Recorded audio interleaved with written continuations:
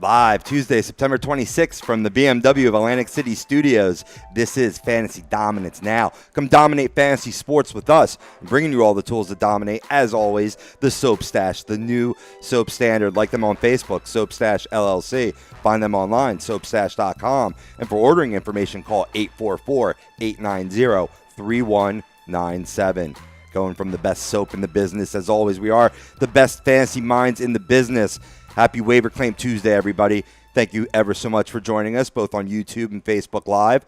We have football fanatic Mikey Kleinkoff. Yo. We got Des Bryant hating Brian Daly. What's up? Costing another matchup, and I hear you. I share that sentiment this week. Master, and that feeds me right into Doug Pitchford, master of the 1.5 victory or 1 point victory. 1.5 victory. It's the master of the hair victory. Not this guy. And I'm Rob Povey, all here guiding you to fantasy dominance. Thanks to Matt Centuti in the producer's chair.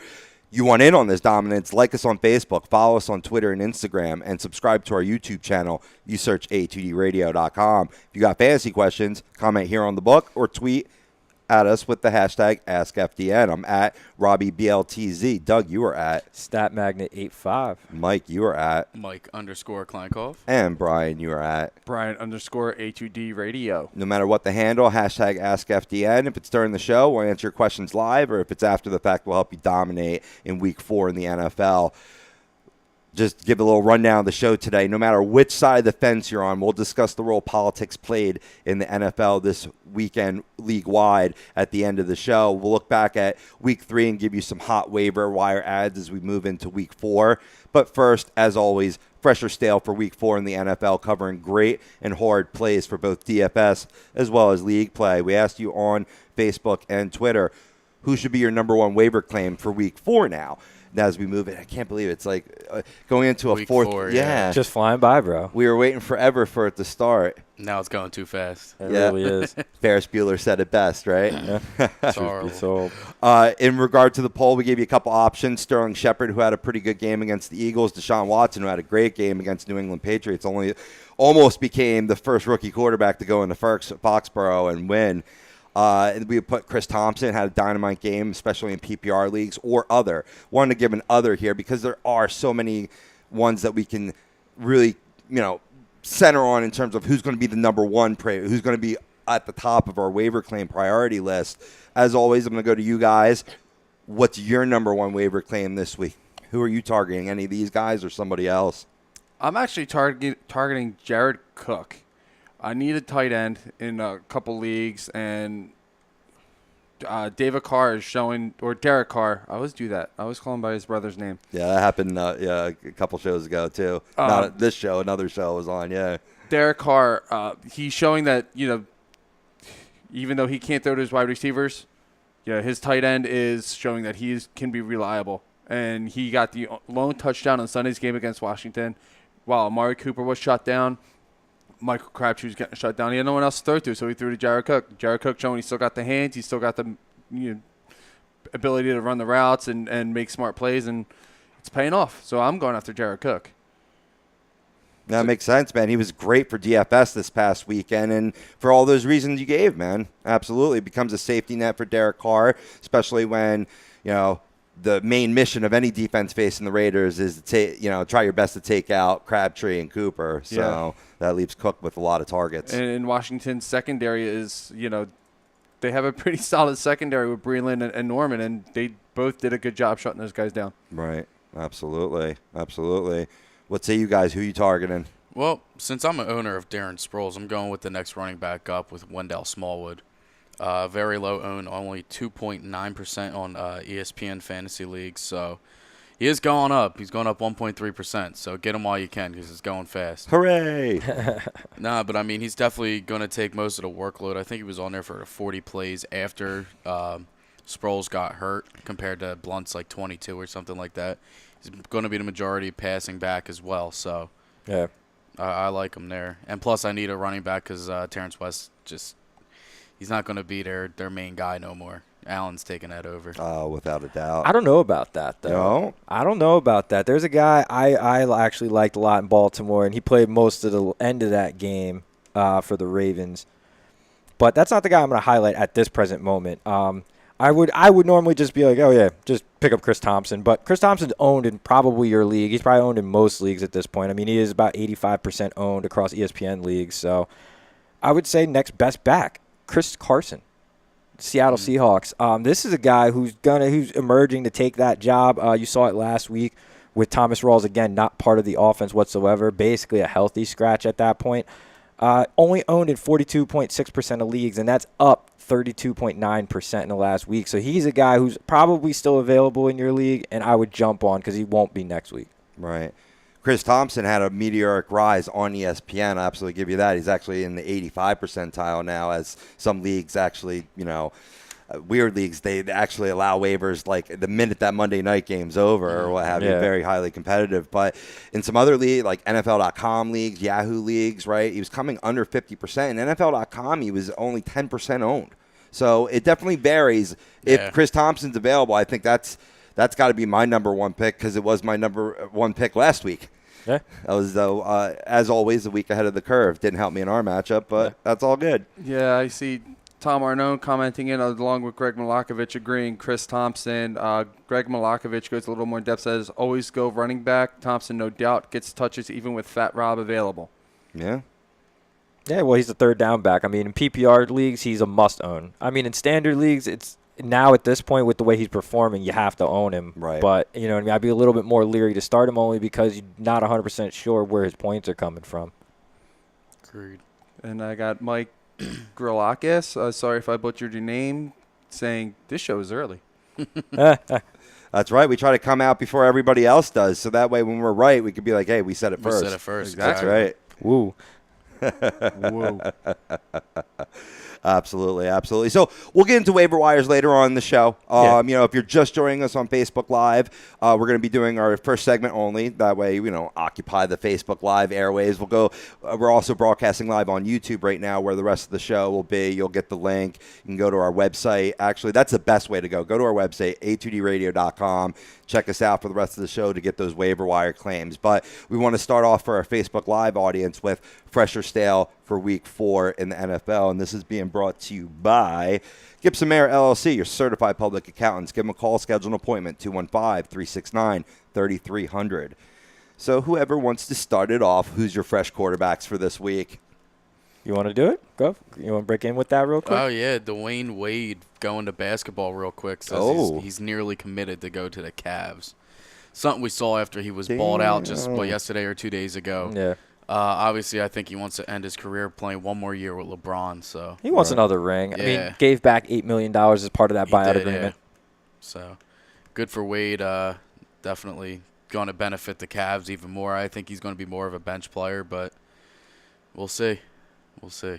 Yeah, I'm hoping so. But, that's neither here nor there till he signs. Yeah. Well, who are you starting? All right, who am I starting? I like Matt Stafford versus Minnesota this week. Their defense looked pretty damn good against the Bucs last week, but there's just something about them against quarterbacks just that aren't that good. They ranked 23rd against them. So, I mean, why not? And Matt Stafford, I think, proved himself last week against Atlanta. Well, I also agree with that on Stafford. Just to go a little more in depth, I mean, Minnesota's defense has allowed 6 passing touchdowns in their first 3 contests. Yeah. Not to mention they've allowed over 275 passing yards, actually over 290 yards if you want to get technical, in 2 of those 3 games. So, I mean, they're definitely a defense that can get victimized with the ball down the field. Yeah. Hey, man, Case Keenum, though. Hey, my man balled out, though. My man balled out this week. Hey, man, University of Houston, you no joke there. Oh, man. Good for him, though. But, yeah. Who saw that coming? Nobody. Hey, if you had Keenum and Diggs in your daily fantasy or any fantasy, good job. Kudos to you. I mean, I don't know what you were thinking and how you knew something like that was going to happen. He's a serviceable quarterback. You got to admit that it took him a little while to get adjusted. New team, Minnesota or whatnot. It's not like they just picked him up. He was there for camp, but coming into a starting role is night and day. And he definitely struggled in his first week taking the place of Sam Bradford. Yeah. Second week, a little better. you know what? I wish I put that reasoning ahead of time. I may have not sat Adam Thielen. Yeah. You know? No, I didn't. And in the end, he didn't have, like, that great of a game, but he started off that game hot. Yeah. Hot. That's for sure. But, yeah, I mean, I'll go with him. Defenses don't scare me when Tom Brady's your quarterback, so I'm also going him against Carolina. I don't care if they're ranked third against quarterbacks. Right. I mean, Houston was ranked, fourth last week against quarterbacks, and you saw what he did to them. So I'm not scared to play Tom Brady. Don't ever think about sitting Tom Brady. I'm still playing him this week. And, with Carolina's offense not being the best that they are, it leaves their defense out on the field even more. How can you sit a GOAT? Yeah. You can't sit a GOAT. You can't. Even at his advanced age, he's still getting it done at a high level. 5 touchdown passes. On Sunday. Yeah, that was phenomenal. And then to get that game-winning drive, too. What turned out to be the game-winning drive, the touchdown to Cooks. Finally, Cooks seeming like he's on the same page with Brady now. Yeah. Look out. 2 touchdowns? Yes, sir. Yes, sir. Yes, sir. Looking at the other side of that game, that feeds right into my first fresh quarterback, and that's Deshaun Watson versus Tennessee. Tennessee's given up the third most points to QBs this season, and Deshaun Watson's only 7,300. He hasn't quite caught up yet, and nor should he. You know what I mean? He's rookie quarterback. He did have a great showing in Foxborough. I think he makes it 2 weeks in a row, and it kind of gives a little rhyme or reason to why we have our thumbnail with Deshaun Watson shaking Tom Brady's hand, giving him some love. Going from your fresh quarterback to mine. It's definitely a good start this week. Good play in DFS leagues. Another good play for DFS only. I won't advocate this in league play because chances are you have a better quarterback to roll with. But if you're in a really deep league, this would work too. Carson Palmer versus your 49ers, Doug. I think it's a good play. He looked impressive last night, a little more rejuvenated, hitting up his receivers, his triad of receivers. And if you can get a healthy John Brown back finally, then you have a that's scary. A four-pack. Imagine if David Johnson was in the offense too, with all them healthy. God damn. Right. That's the only thing that cost the Cardinals the game last night was that they just had no run game. Absolutely. In terms of San Francisco, they're giving up the 10th most points to QB so far in the young season. Palmer's only 7,400, only 100 more than Watson, so I think he can make a good play. I could see that. I could definitely see that. I'm going to go with a couple guys that are probably in matchups where you're going to question this a little bit, but these are very safe. I feel like these are very safe plays for this week. Obviously I agree with you on your Stafford play. I'm going to take it a step further, though. I'm going to say start both Derek Carr and Trevor Siemian this week. They face off each other with Denver playing at home versus the Raiders. Both defenses have been victimized by the long ball. Both defenses have been victimized in the red zone by opposing quarterbacks. Denver on this season already has allowed 7 touchdown passes through 3 games, and this includes playing, some semi-softer opponents in that manner, with the Buffalo Bills being the recent one, with Tyrod Taylor hitting them up for 2 touchdown passes. He's not a world. He's a solid quarterback. He's a middle-of-the-road, middle-tier NFL quarterback. He's not a scrub. But when Tyrod Taylor is, beating arguably one of the best secondaries in football, it's no longer one of the best secondaries in football. Truth. Real comment from Sweeps from Agree to Disagree. He goes, if Thompson and Shepard aren't on teams already, your league is cheeks, people. That's truth. Seriously. That is truth. Yeah, I looked in Shepard, both of my leagues. Shepard he would have been available in our league, but Chris Thompson, that is, but I swooped him up last week. And, believe it or not, Shepard was vastly unowned.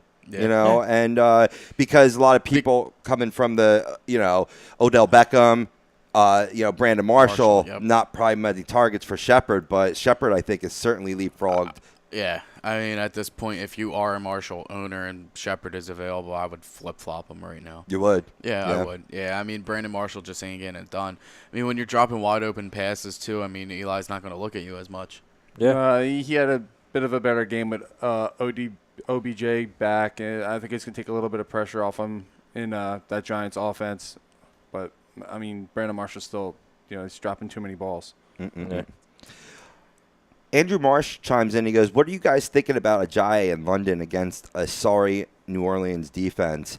You know what? We're going to get to that, I think, when we get to our fresh running backs. I know I'm going to get to that, but survey says yes, Andrew. I was kind of holding off on reading that comment just until we got to the fresh running backs. I fucked up your flow. It's all good.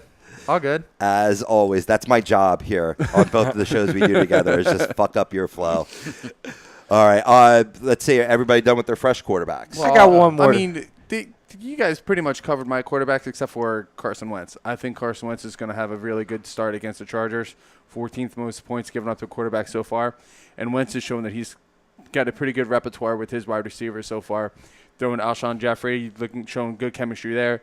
Obviously showing good chemistry with Zach Ertz, his safety blanket, his go-to guy.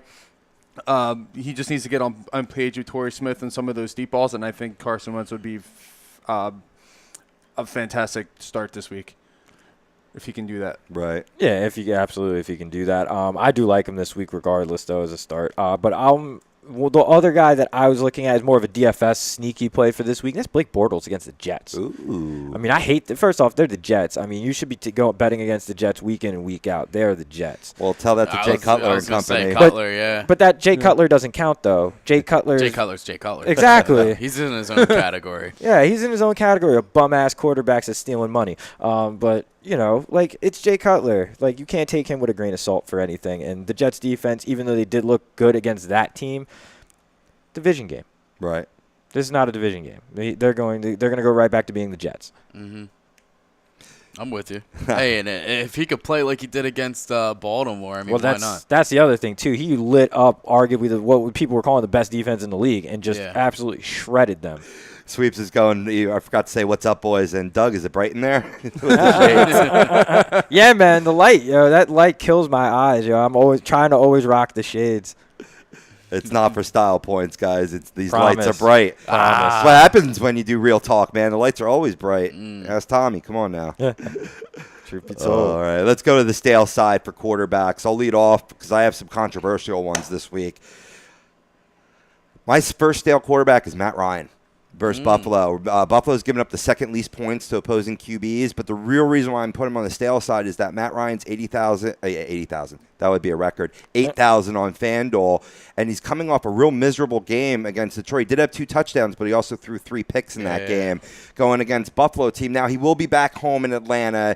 Little home cooking could do him well. I'm avoiding him in DFS leagues at that price. Chances are you probably can't sit Matt Ryan in leagues, but if you got a decent backup, a.k.a. not Phillip Rivers, you could, if you have a choice between it, I might go with that other choice. If it's, maybe top 10 quarterback or what have you. My other stale quarterback is Big Ben, man. No, I'm agreeing with you. Yeah, just because it's on the road. It seems like his Division home road game too. Yeah. Yeah, also going up against a tough Baltimore defense, who does have a good pass defense. So. Yep. Yeah. Giving up the 4th least points to QBs despite that London debacle. Yeah, I'm just waiting for this freaking offense to light up, man. It's just they're not clicking yet. Right. All the bees just aren't doing it yet. The killer bees. I'm talking Ben, Brown, Bryant, and Bell. Yep. So. Oh, I thought you were talking about Bonds and Bonilla. The original killer bees, the original, right? back in the 90s. But yeah, man, I would love for it to be against Baltimore. I mean, we take the clear-cut division lead, be 2-0 in a division. I mean, definitely would benefit us a lot. But I mean, Baltimore's defense has shown, except for over the pond in London this past weekend. But otherwise, they've played lights out, and I'm hoping that those stats are turned over this week. They're my boys, so. Si, senor. No, I get it. Makes sense. Yeah. So I don't even know. I'm debating on swapping out Ben this week too. So. I mean, I'm gonna sit. I mean, if you're done, I was gonna jump in. Marcus Mariota this week against Houston's defense. They've given up the 10th most to, or should be 10th least to, quarterbacks this year. But Marcus Mariota is not getting on page as much as I thought he would with his receivers. Corey Davis hasn't exactly been the guy that I thought he would be coming into the league. Eric Decker's been a huge disappointment. Rashad Matthews has been that one lone bright spot aside from DeMarco Murray and Derrick Henry that even Delaney Walker. Offense is set for power, and they're not showing. They're not really showing anything. Yeah, and then Corey Davis, their prize draft pick, has been hampered by the hamstring injury. He was inactive this week, and man, they're going to really need him. And you didn't think they'd need him this soon right off the bat. I think they do. Yeah. Yeah, no, absolutely do. I wanted to bring him up, though. Do you think in just a season long, not keeper at the end of the year, season long, is he worthy to keep right now? No. I mean, I dropped him.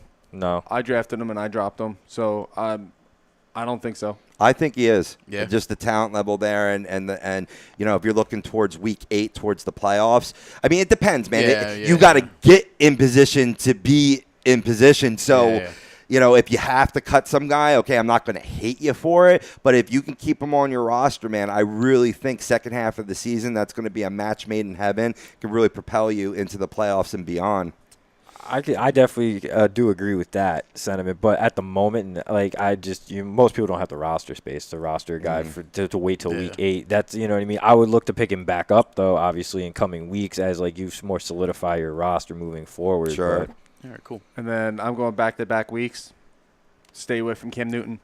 Yeah. He looked terrible in that game on Sunday, threw 3 picks. Something is not right with him. Yeah. And nobody's doing anything to make sure that he's getting healthy. It's a shoulder, man. It has to be. Yeah. Cam Newton looks terrible. I wanted to put him as a fresh play because the matchup, I mean, New England's defense has been horrible.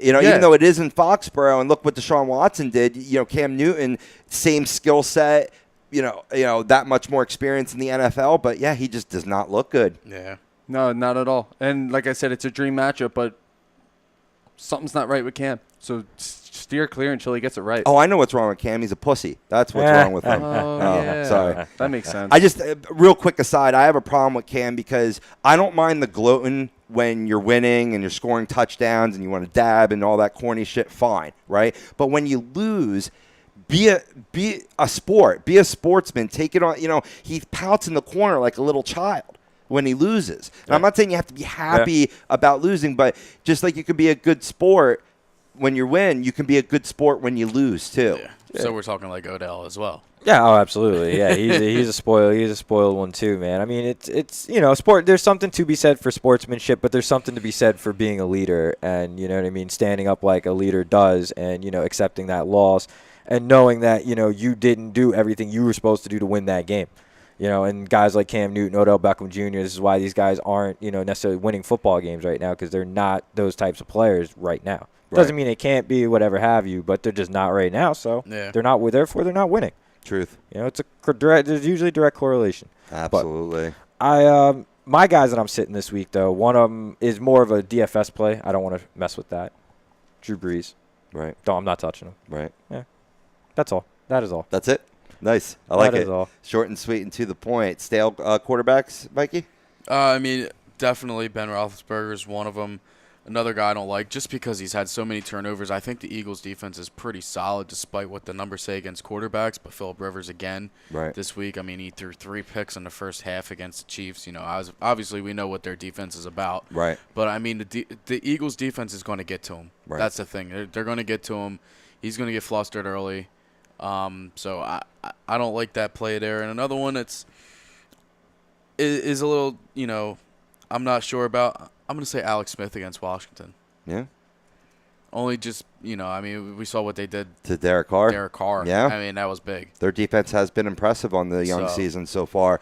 Real quick, before we finish up on Facebook Live, let's just start our fresh running back so we can address the Ajayi question. I have him on my fresh side. I think you definitely play him in leagues. I think he might make I think he will make a good DFS play. It just all depends on whether you want to pay up for running back or not. Yeah. New Orleans is giving up the second most points to running backs. You know what?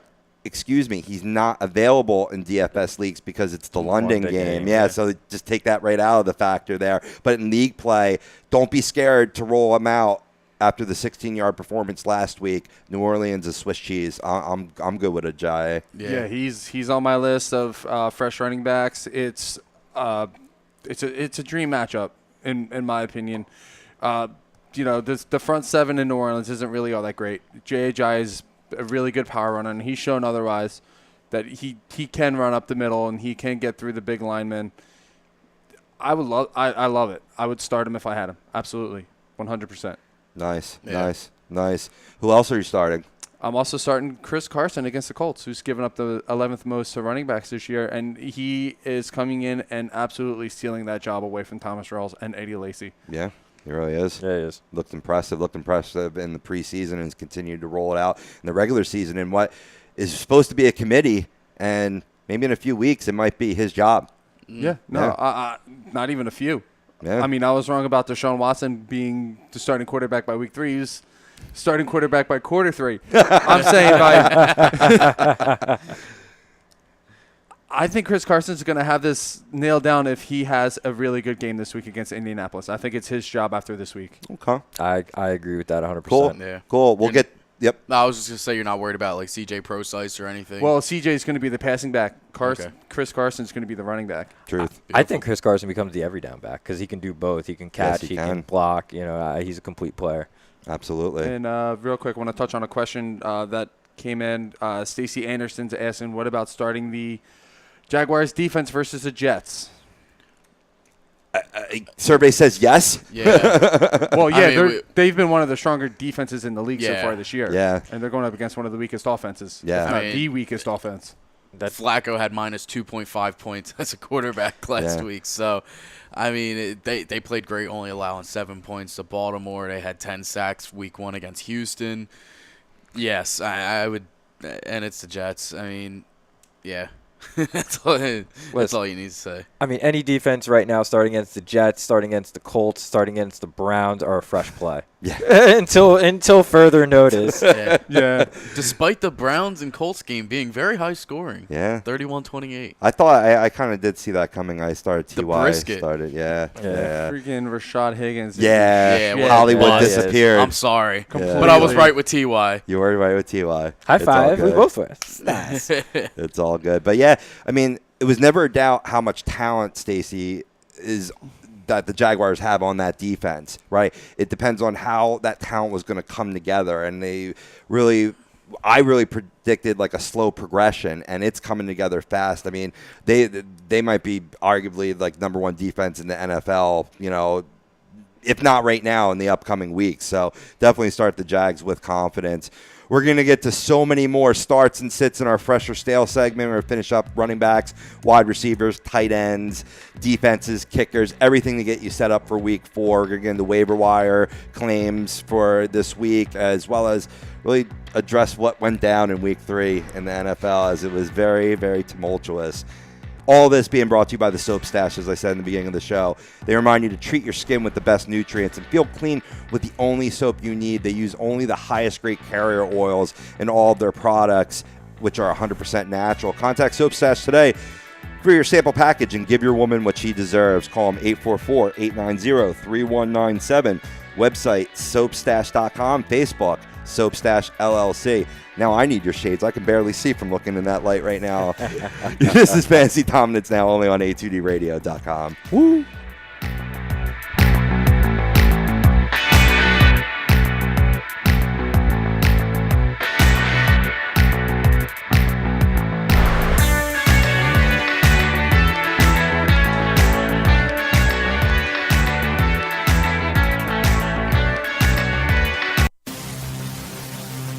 Welcome in to the worldwide leader of what? Real talk, A2DRadio.com.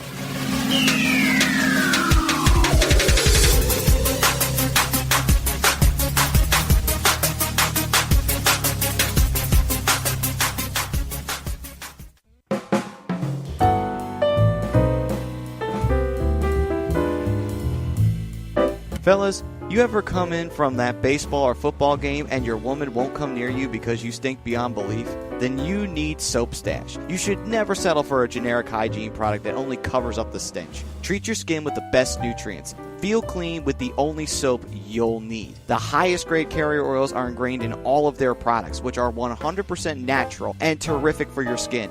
no sulfates, parabens, or phthalates, and synthetic fragrance free. Contact Soap Stash for your sample package and give your woman what she deserves. You can contact Soap Stash at 844-890-3197 or visit them on the web at soapstash.com or Facebook at Soapstash LLC. Once again, their number is 844-890-3197. Soap Stash, the new soap standard.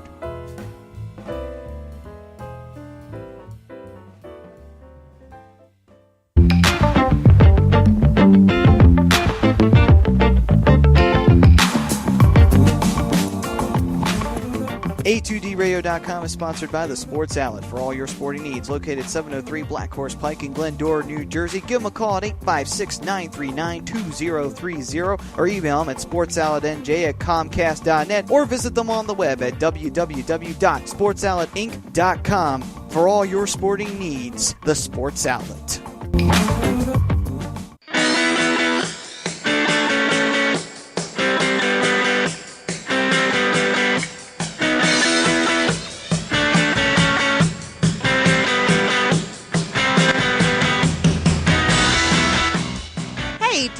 Get your skills in shape, then contact the Scanzano Sports Center, located at 5 Carnegie Plaza in Cherry Hill, New Jersey. You can give them a call at 856-889-3434 or visit them on the web at www.scanzanosports.com. John Scanzano offers individual, semi-private, and team training lessons in hitting, pitching, catching, outfield, along with turf rentals. The Scanzano Sports Center is equipped with a 31,000 square foot indoor facility, 4 batting cages, and a 4,000 square foot strengthening and conditioning room. So what are you waiting for? Contact the Scanzano Sports Center today.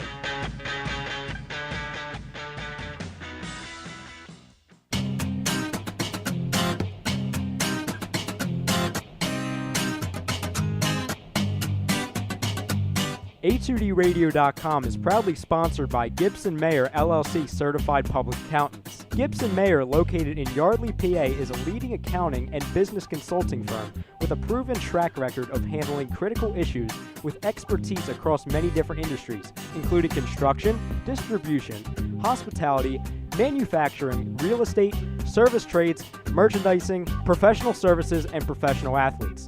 Give them a call at 215-369-3300.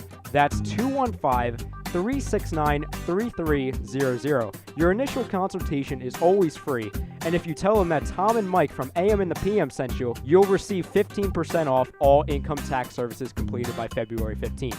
That's Gibson Mayer LLC Certified Public Accountants, 215-369-3300, or visit them on the web at www.gibsonmayer.com. That's gibsonmayer.com.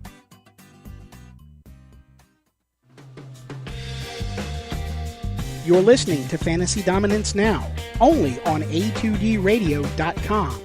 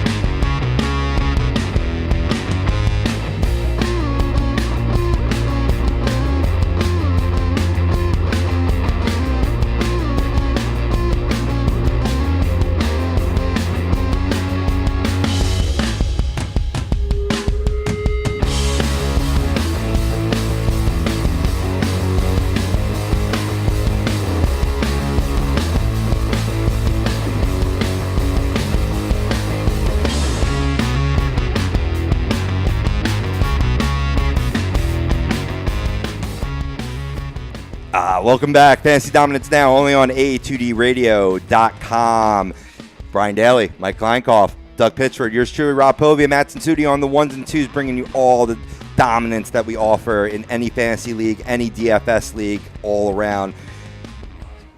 You know, really sponsored by Scanzano Sports Center, located at 5 Carnegie Plaza in Cherry Hill, New Jersey. Give them a call, 856-889-3434. Look them up online, scanzanosports.com. So when we last left you, we were talking our fresh running backs for Week 4 in the NFL. I had given Jay Ajayi. Another guy I'm going to give is Christian McCaffrey at New England Patriots. Now, we may be down on Cam, but he can always check down to Christian McCaffrey, and the New England Patriots are giving up the most points to running backs, especially the pass-catching variety. He's only 6,400 on FanDuel. Stole my guy. Did I? My bad. No, it's all good. It means I'm doing something right. Absolutely. So what more running backs are, fresh plays this week? I'm going Shady and not Eminem. I'm talking Shady McCoy here, all right? Against Atlanta, I mean, they ranked 30th against the run. They've actually been very bad, which is surprising for having such a pretty solid defense. But they aren't good. Shady's been kind of quiet the past couple weeks. I think he's ready to have another breakthrough game, and why not against Atlanta? Well, I know they're home, but I like it. No Vic Beasley. Yeah. So that's going to make the running game a little bit easier for Shady. Yeah, the numbers say go Shady. It'll also make the passing game better for Tyrod, too. Yeah, that too. Yeah. So that might be a sneaky play right there, quarterback. Hey, if you need one. Tyrod, too. Yeah. Oh, yeah. Definitely. Only 10% owned in leagues, by the way. I'm going to go with my backup plan, and that was starting the Chicago backfield against Green Bay on Thursday night. I mean, Thursday night games are short turnaround games. It's hard to prepare for. Division game, not to mention. What's the easiest thing for any offense to do? Run the football. Right. Give it to Jordan Howard. Guess what else is going to happen? They're going to be behind in that game. So guess who else is going to get a lot of touches in that game? Tarek Cohen, because he's the guy who they throw the ball to the most in that Jordan offense. Howard. Jordan Howard had a pretty good game. I don't want to talk week. about it, guys. I don't want to talk about it. Oh, somebody somebody sat him on the bench. No, someone got Jordan butthurt. You're not Dude, alone that was in so that, bad. Mikey. I don't like making excuses, but those two running plays that he had, I don't know if you saw our guys getting turned around. I mean, they were being held so bad on those last two plays, it was ridiculous. But, I mean, even the announcers were like, wow, that was holding. That was blatant. Right. I mean, but he ran great. 138 yards, 2 touchdowns. He's first running back to do that since 2011 or something for Chicago. Wow. Yeah. So, I mean, kudos to him. Phenomenal game by Jordan Howard. It sucks that it happened against my Steelers, but just like the Steelers, and like I've always said, we always play down the competition, and that's why we went to Soldier Field and lost. So Right. Yeah, you did mention that. I mean, but that's also the reason why I like what I saw with these two running backs. That's why I'm going with both of them this Thursday night. Remember, it is a Thursday night at Green Bay. So you would start both of them? Both of them Yeah? with confidence. on a short week. With confidence. That's why. Because what's the easiest thing for a bad offense to do? Run the football. I'm going right to my team and putting in both of them right now. Tag team off the ropes. Absolutely. So that's all of our fresh running backs for this week. I'll play. It's not sneaky because I'm sorry, Dougie. It's against your boys. Oh, no. You got to. Oh. That's not sneaky. Pardon me. I already had them both in. Nice. Are we going to see a CJ2K sighting here? Yes, we Against are. San Francisco? I mean, why not?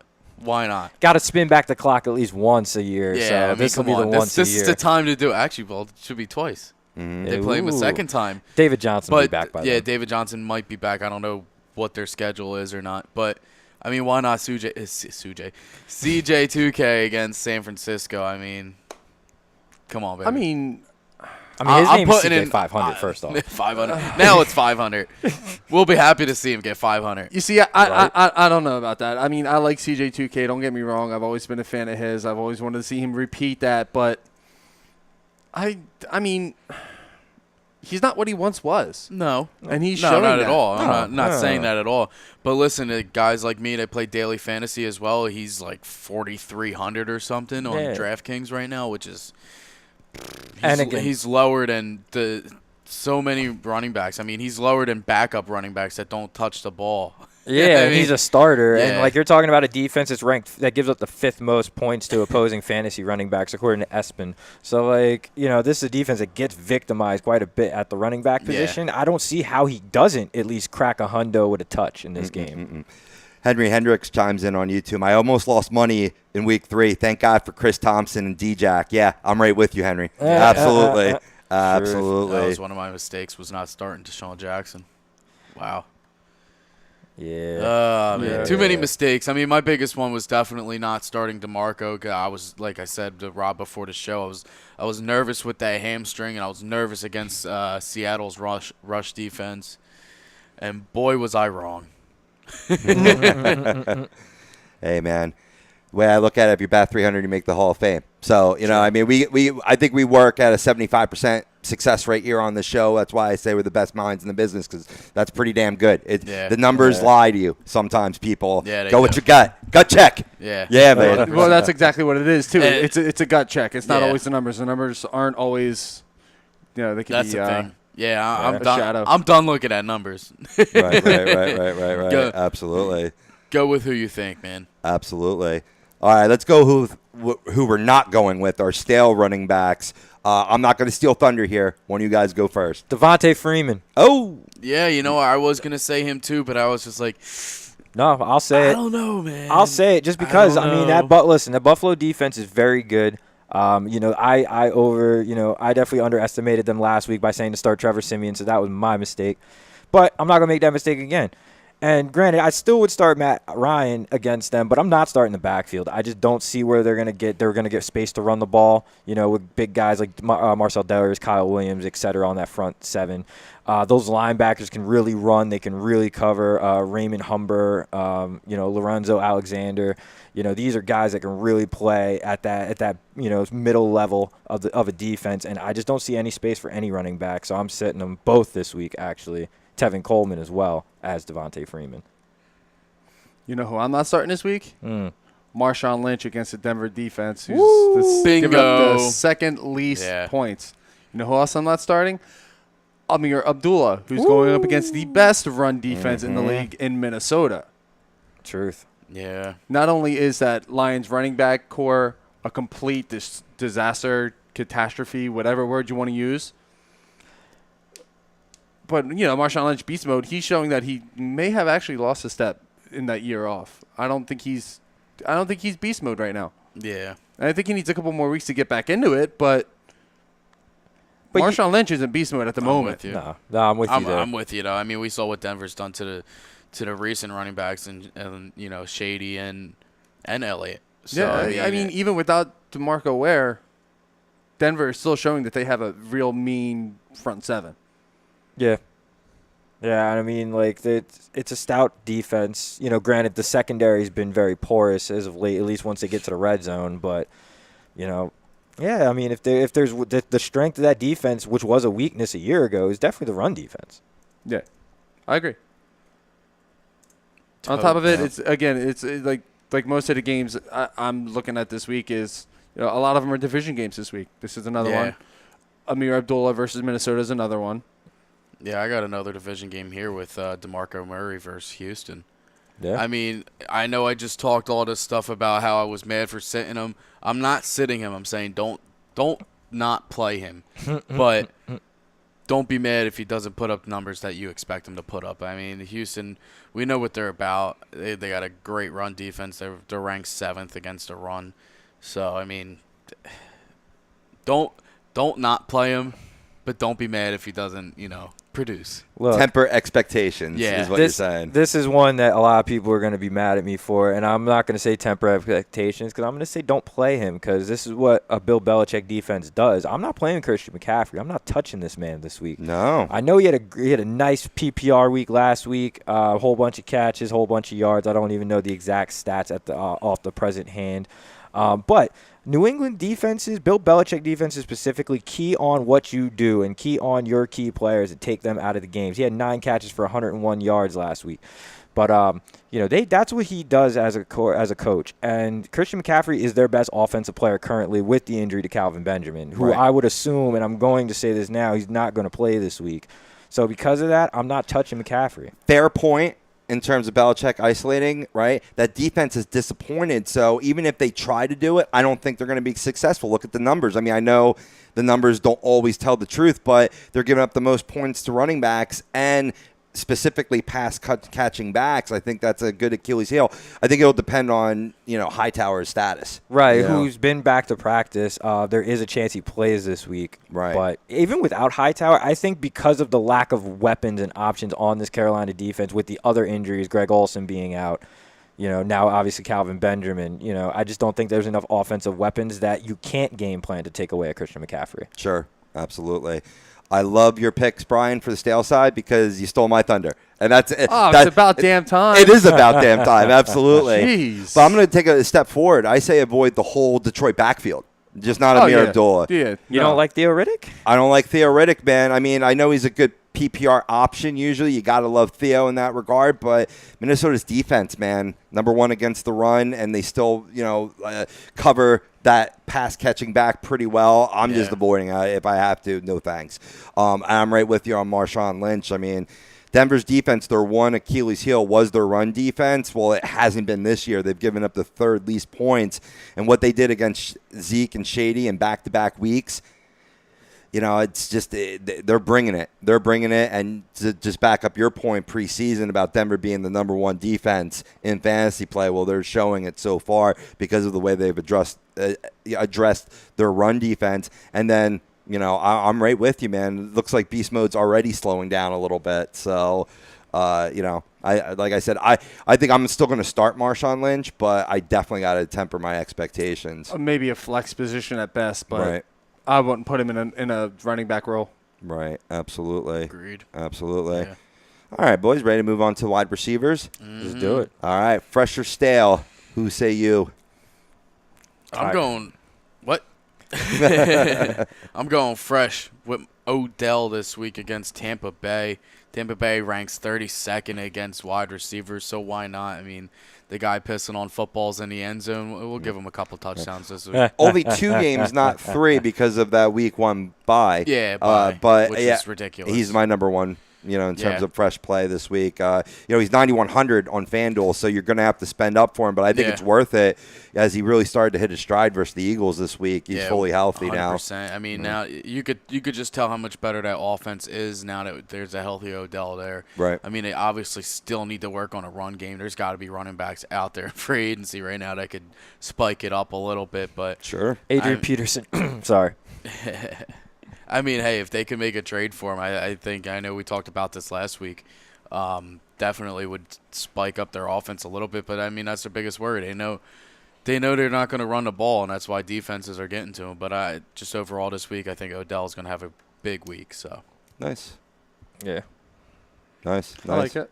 Yeah, I'm going to keep going here. I'm on a roll right now. I'm going with Jordy against Chicago. Yes. On the short week, Thursday night football. I mean, I know it's a division game, but we saw what AB did to Chicago with their number one wide receiver, and their number one wide receiver in Jordy, I think, is going to have another great game. I mean, AB had 110 yards, there's 101 yards on 10 catches, so another great game for him, but I think Jordy could probably match that, if not more. I'm playing all wide receivers against Chicago this week. Yeah, Right. 10 for 110 and a touch. There we go. Yeah, and he looked good. He looked healthy. Yeah. So it shook off that week 2, Band-Aid, so to speak. The hammy. Oh, the hammy. The other fresh guy I'm going to go with is Kenny Galladay at Minnesota. Now, as good as they've been against the run, the Minnesota's defense has let up some yards in the air, and because the Lions aren't going to be able to run,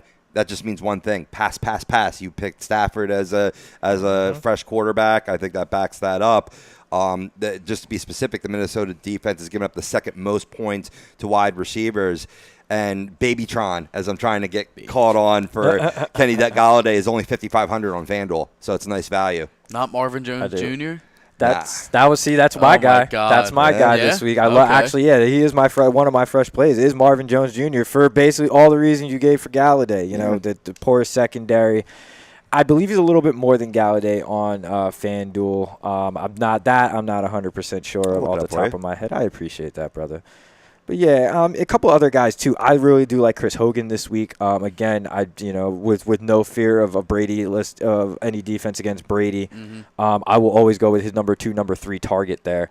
and he is 5,700. So Only 200 more. Only 200 more. Like I said, I like him this week, both DFS and just as a flex play.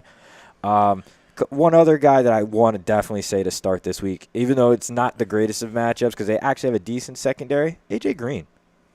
Listen, AJ Green has had his problems in Cleveland. These are historically no numbers. I believe he averages like 55 yards a game against Cleveland or something. Just absolutely putrid numbers. But guess what? Joe Hayden's not there anymore to cover him. And that was the guy that gave him the most problems. I think AJ Green has a huge game this week. Backing up a quick minute for running backs, Henry Hendricks comes back in and goes, I think Dalvin Cook might be a good option this week as he's looked good going against the Lions, sticking with that game. What say you guys? By the numbers, I mean, it's a very good matchup. I do believe Minnesota gives up like the 12th most or the 10th most points to opposing running backs. Well, it would be Detroit. Or Detroit, I apologize. That's in Minnesota. I do believe they give up a lot of points to the opposing running backs. I like the matchup because there's a lot of points are going to be points are going to go up on the board at some point because Detroit's defense is solid, but they're not world beaters.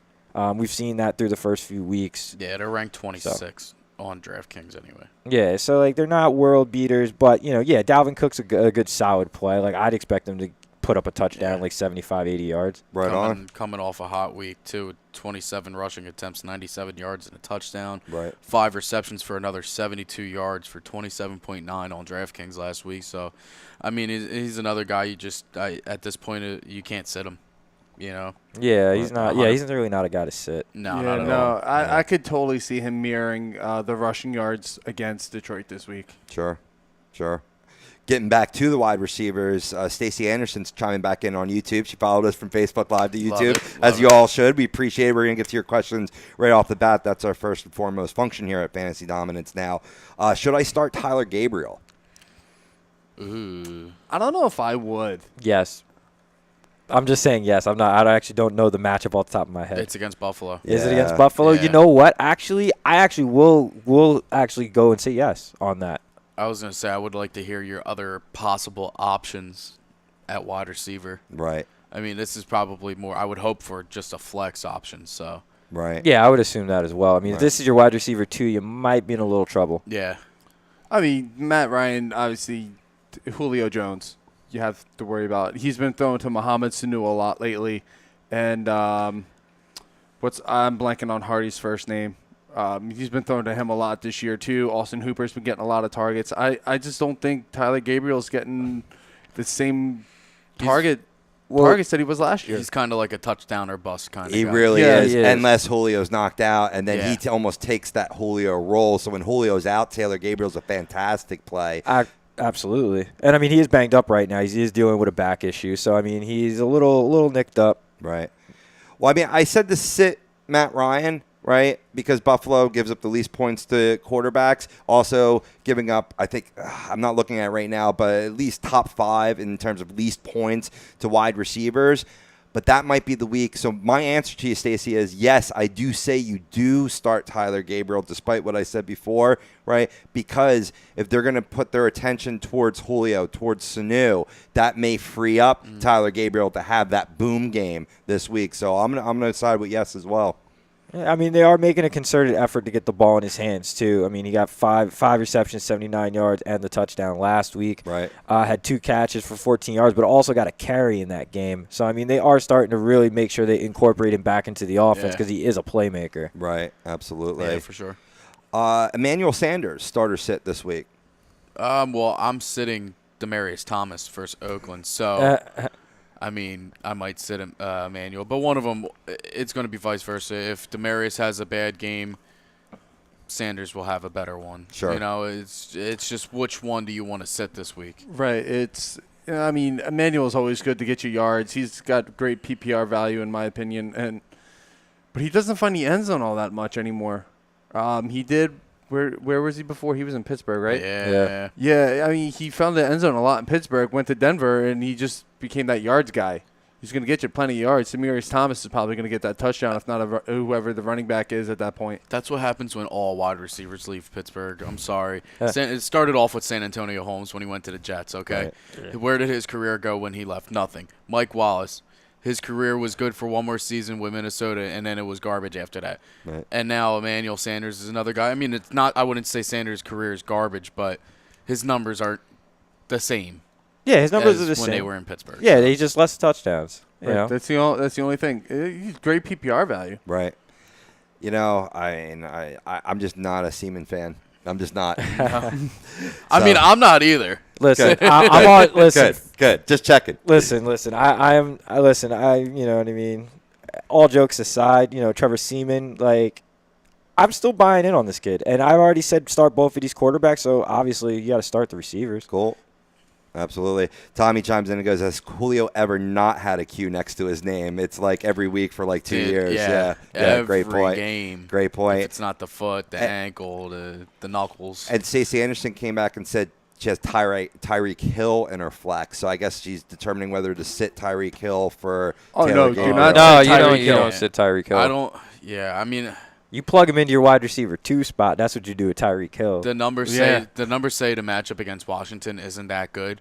But Tyreek Hill's another guy that's just one play and he's fantasy value right away. Right. So That's what makes him so valuable and why you always start him no matter what the matchup is because he will find a way to make a big play and find the end zone. yeah. I don't think this week, though. I do have Tyreek Hill on my stale side because Washington's given up the third least points to wide receivers. They look damn good limiting a pretty good offense versus the Oakland Raiders, the nation's capital. I just think that Kansas City's a lot more explosive than them. Sure. Yeah, I agree with that. Sure, but it's a Western-type team coming to the East, as you saw the Raiders struggle in that on Sunday Night Football. I think that could be a factor here, too.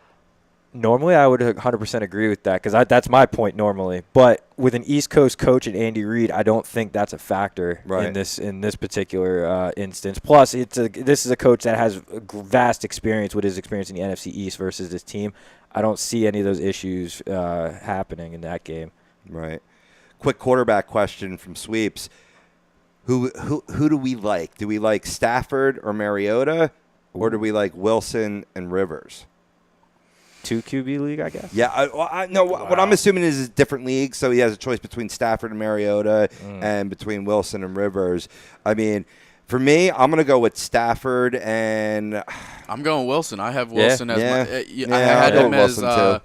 my third fresh quarterback as well that I didn't get the name, but it's against Indianapolis, who let up 28 points against the Browns. So I and there's more weapons for Seattle than there is the Browns. So I like Wilson again this week. Wilson's coming off of a 30-plus point fantasy week, too. I don't think he's going to match it. I think he's going to get mid-20s maybe. No, I think he matches it. You think he's going over just 30 because again? it's only because it's Cleveland. Only because it's Cleveland. Cleveland. Well, no, it's Colts. Same difference. Yeah, same. But, I'm definitely going Stafford and Wilson. Yeah, I think I'm going Stafford and Wilson as well. Yeah, I'll ride that bandwagon. Around the horn. All right, let's get back to the stale side of wide receiver. I gave one in Tyreek Hill. Another guy I'm going to give is Jeremy Maclin versus Pittsburgh, man. Least points to wide receivers. They've really improved that secondary, Mikey. Us? Yes, but I know. believe it or J.J. not. Wilcox, Joe Hayden, baby. Yeah, so far so Getting good. rid of Ross Cockrell. I mean, another big part of this, maybe the London game had something to do with it, the jet lag. But Macklin had one catch for 8 yards in London. I mean, that whole offense stunk. Yeah, Flacco couldn't get anything. What do you have, 47 yards? I don't even I think 28. Yeah, 28 and 2 picks. Yep. Yep. Yeah, he looked like a guy with a bad back. Told you. Minus 2.5 points is what he put up last week. So terrible. Garbage. Yeah, I'm dissing my own boy this week against Baltimore with AB, only for fantasy, for daily fantasy. Yeah. His price is number one wide receiver this week. Obviously, you can't set AB in season long. Right. But I don't like the matchup, despite what Jacksonville, humiliating them. Right. But then again, that's home for Jacksonville. Right. London's home for them. So. No, I get your point totally, Mike, because in DFS, you want to hit 3 to 5 times value. Yes. How can you possibly do that when it's the most... That's almost 30 points. I'm sorry, I didn't mean to cut you off. Don't worry about it, man. You need to get almost 30-plus points for him to hit value. So. Right, exactly. And that's just hitting value. That's just 3. Right. That's just 3. Right. So, I mean, certainly with that defense being pretty staunch, I digs. Yeah, definitely keep them in your lineups for season-long play. DFS, I'm avoiding him this week, despite, obviously being Ben's number one target. But Yeah, I don't like the matchup against Baltimore. No, I wouldn't either. I'm steering clear from Amari Cooper. He's having a very slow start to the season. Him and Derek Carr can't seem to get on the same page. I'm not starting Des Bryant against the Rams. I don't think I'd ever say that. Rams, Why, you don't like Des? Yeah, right. Are you done with Dez now? I'm done with Des. He just does nothing but disappoint me and screw me over. Touchdown dependent. But no, Rams secondary is giving up the 24th most points to wide receivers this year, which is very surprising in my opinion. It's a solid defense, but I didn't think they were going to be this good this early. Right, least because I think I have him as 7th best against the wide receiver. Maybe that's what it is. So Despy talking trash on you, man. That's fine. He enjoyed my close win last night against Daly. Yeah. Let's address some of the A2D League here. We got some questions coming in. Ryan Brodo goes, Javaris Allen or Isaiah Crowell this week in a PPR? I'm going Buck Allen. I'm going Allen. Yeah, pass the buck, baby. Yep. Until Isaiah Crowell starts showing that he is the running back that he was last year, he's not entering my starting lineup. Who's Cleveland playing this week? I'm sorry. I don't think it really matters because I'm not starting him anyway. I'm just wondering. I'm pretty sure. I'm starting Allen and I'm starting Dalvin Cook in that league. Oh, I'm sorry, I don't have that. They're playing Cincinnati. There you go. Cincinnati. Yeah, I went Okay, up to 4 too. Yeah, I'll go with Buck against my own boys. Yep. I will. If you place Cam on your trading block, what would be the best payout for him at this juncture? Cam? Yeah. A bag of balls. Yeah. I'm not even playing with you. Unfortunately, Cam has no value right now. I mean, Very little. I don't think anyone's going to really do anything in terms of a trade. Maybe you could get an injured player or a player that's a rookie that's really not playing much at the moment, but you're not getting anything useful. Yeah, he's a guy you're better off stashing until he has a nice week. Or a couple weeks, and you can then dish him. Yeah. Right, exactly. You never want to sell low on a guy that has a higher ceiling when he's healthy. Yeah. So I would stand put on that. Let's see here. Zachary Zola chimes in. Fortunate for Crabtree and Garcon trade in a standard. I'd like to know who you're getting. I assume. Oh, I'm assuming he's getting Crabtree and Garcon. Yeah. No. Fournette for Crab. Yeah, I guess. Yeah. Yeah, I would assume he's getting Crabtree and Garcon. I mean, if you're deep enough at running back, I'm snapping off at that because I would assume you're really weak at receiver to take a deal like that. Right. Pierre Garcon's coming off a huge week on Thursday night, putting up, 147 receiving yards? Yeah, it's something sick like that. But, I mean, you can't expect that every game out of him. I mean, he's a guy, with the bad offense, with a bad offense and a bad team, he's going to put up about 80 yards a game. Right. I was going to say you maybe not expect that, but he's the number one wide receiver in a Kyle Shanahan offense. They're always targeted, always targeted. So, yeah, I'm definitely high on Pierre G this week. Damian Lovett goes Stephon Diggs or Joe Mixon in my flex. Ooh. I would go Diggs. Yeah, I'm going Diggs. Diggs is streaky. Diggs is going to have a really hot couple weeks, and then he's not going to be anywhere. But Zachary's saying he's getting Fournette. So he's giving Crabtree and Garcon. That's a lot. I mean, granted, I don't mind giving up Garcon, but yeah, Crabtree he's 3 touchdowns just a week ago. Who's his other wide receivers though? He says he has Mixon and Howard for running backs, Hilton, Green, and Keenan at wide receivers. Oh man. He's fine. I'm making that. Yeah, I'm making that God, deal. Yeah, he's fine. Yeah, you have to do that deal then. Yeah. Big time. And yeah, I'm with you on Diggs.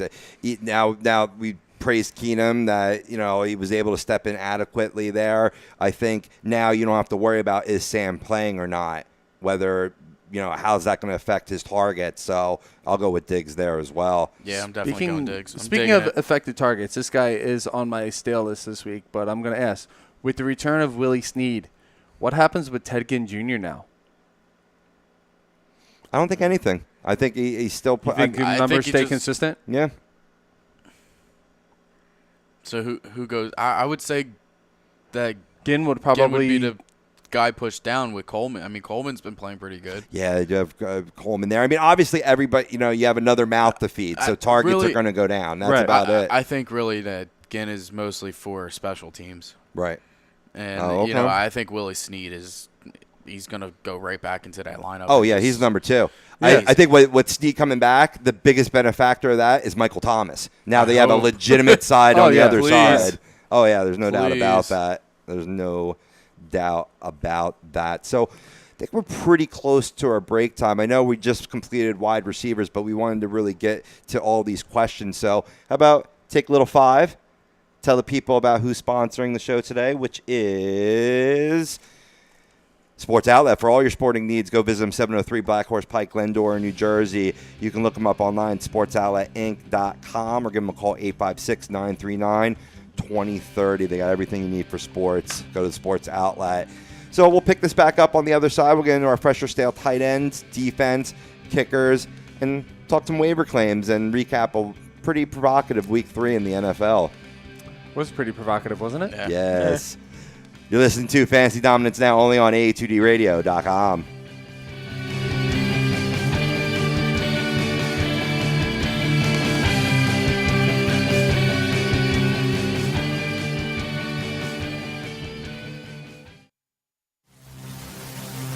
Welcome in to the worldwide leader of what? Real talk, A2DRadio.com.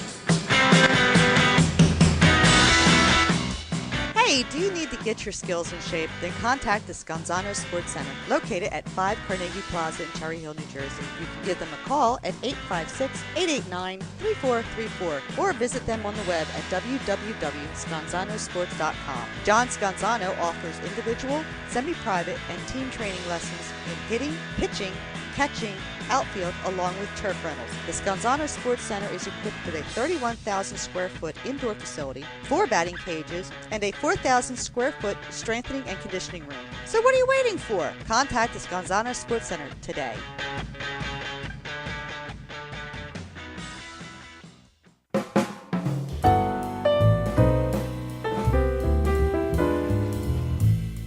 Fellas, you ever come in from that baseball or football game and your woman won't come near you because you stink beyond belief? Then you need Soap Stash. You should never settle for a generic hygiene product that only covers up the stench. Treat your skin with the best nutrients. Feel clean with the only soap you'll need. The highest grade carrier oils are ingrained in all of their products, which are 100% natural and terrific for your skin. No sulfates, parabens, or phthalates, and synthetic fragrance free. Contact Soap Stash for your sample package and give your woman what she deserves. You can contact Soap Stash at 844-890-3197 or visit them on the web at soapstash.com or Facebook at Soapstash LLC. Once again, their number is 844-890-3197. Soap Stash, the new soap standard.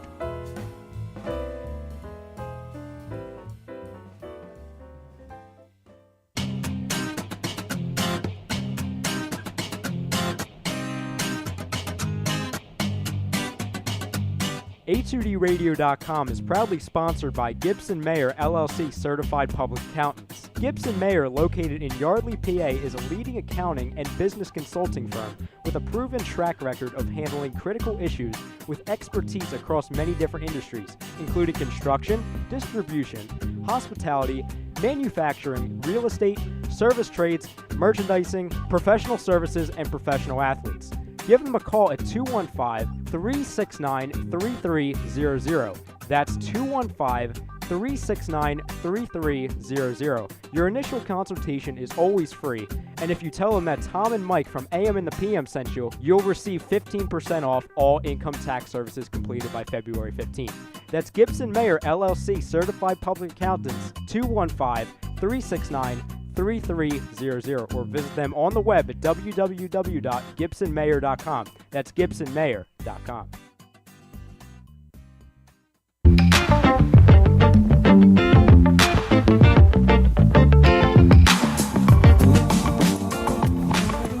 A2DRadio.com is sponsored by the Sports Outlet for all your sporting needs. Located 703 Black Horse Pike in Glendora, New Jersey. Give them a call at 856-939-2030 or email them at sportsoutletnj@comcast.net or visit them on the web at www.sportsoutletinc.com For all your sporting needs, the Sports Outlet. You're listening to Fantasy Dominance Now, only on A2DRadio.com.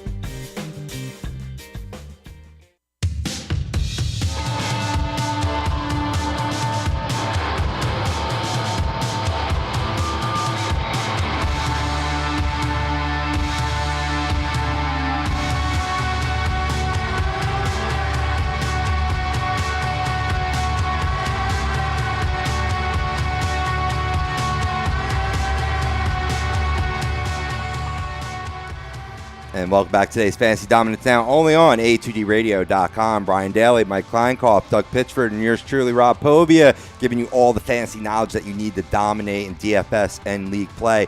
Matt Sensudi in the production chair, so you can hear us, if that's a good thing. I think that's a good thing for you three, maybe not so much myself. Well, I was thinking the same thing on my part. Maybe, whatever.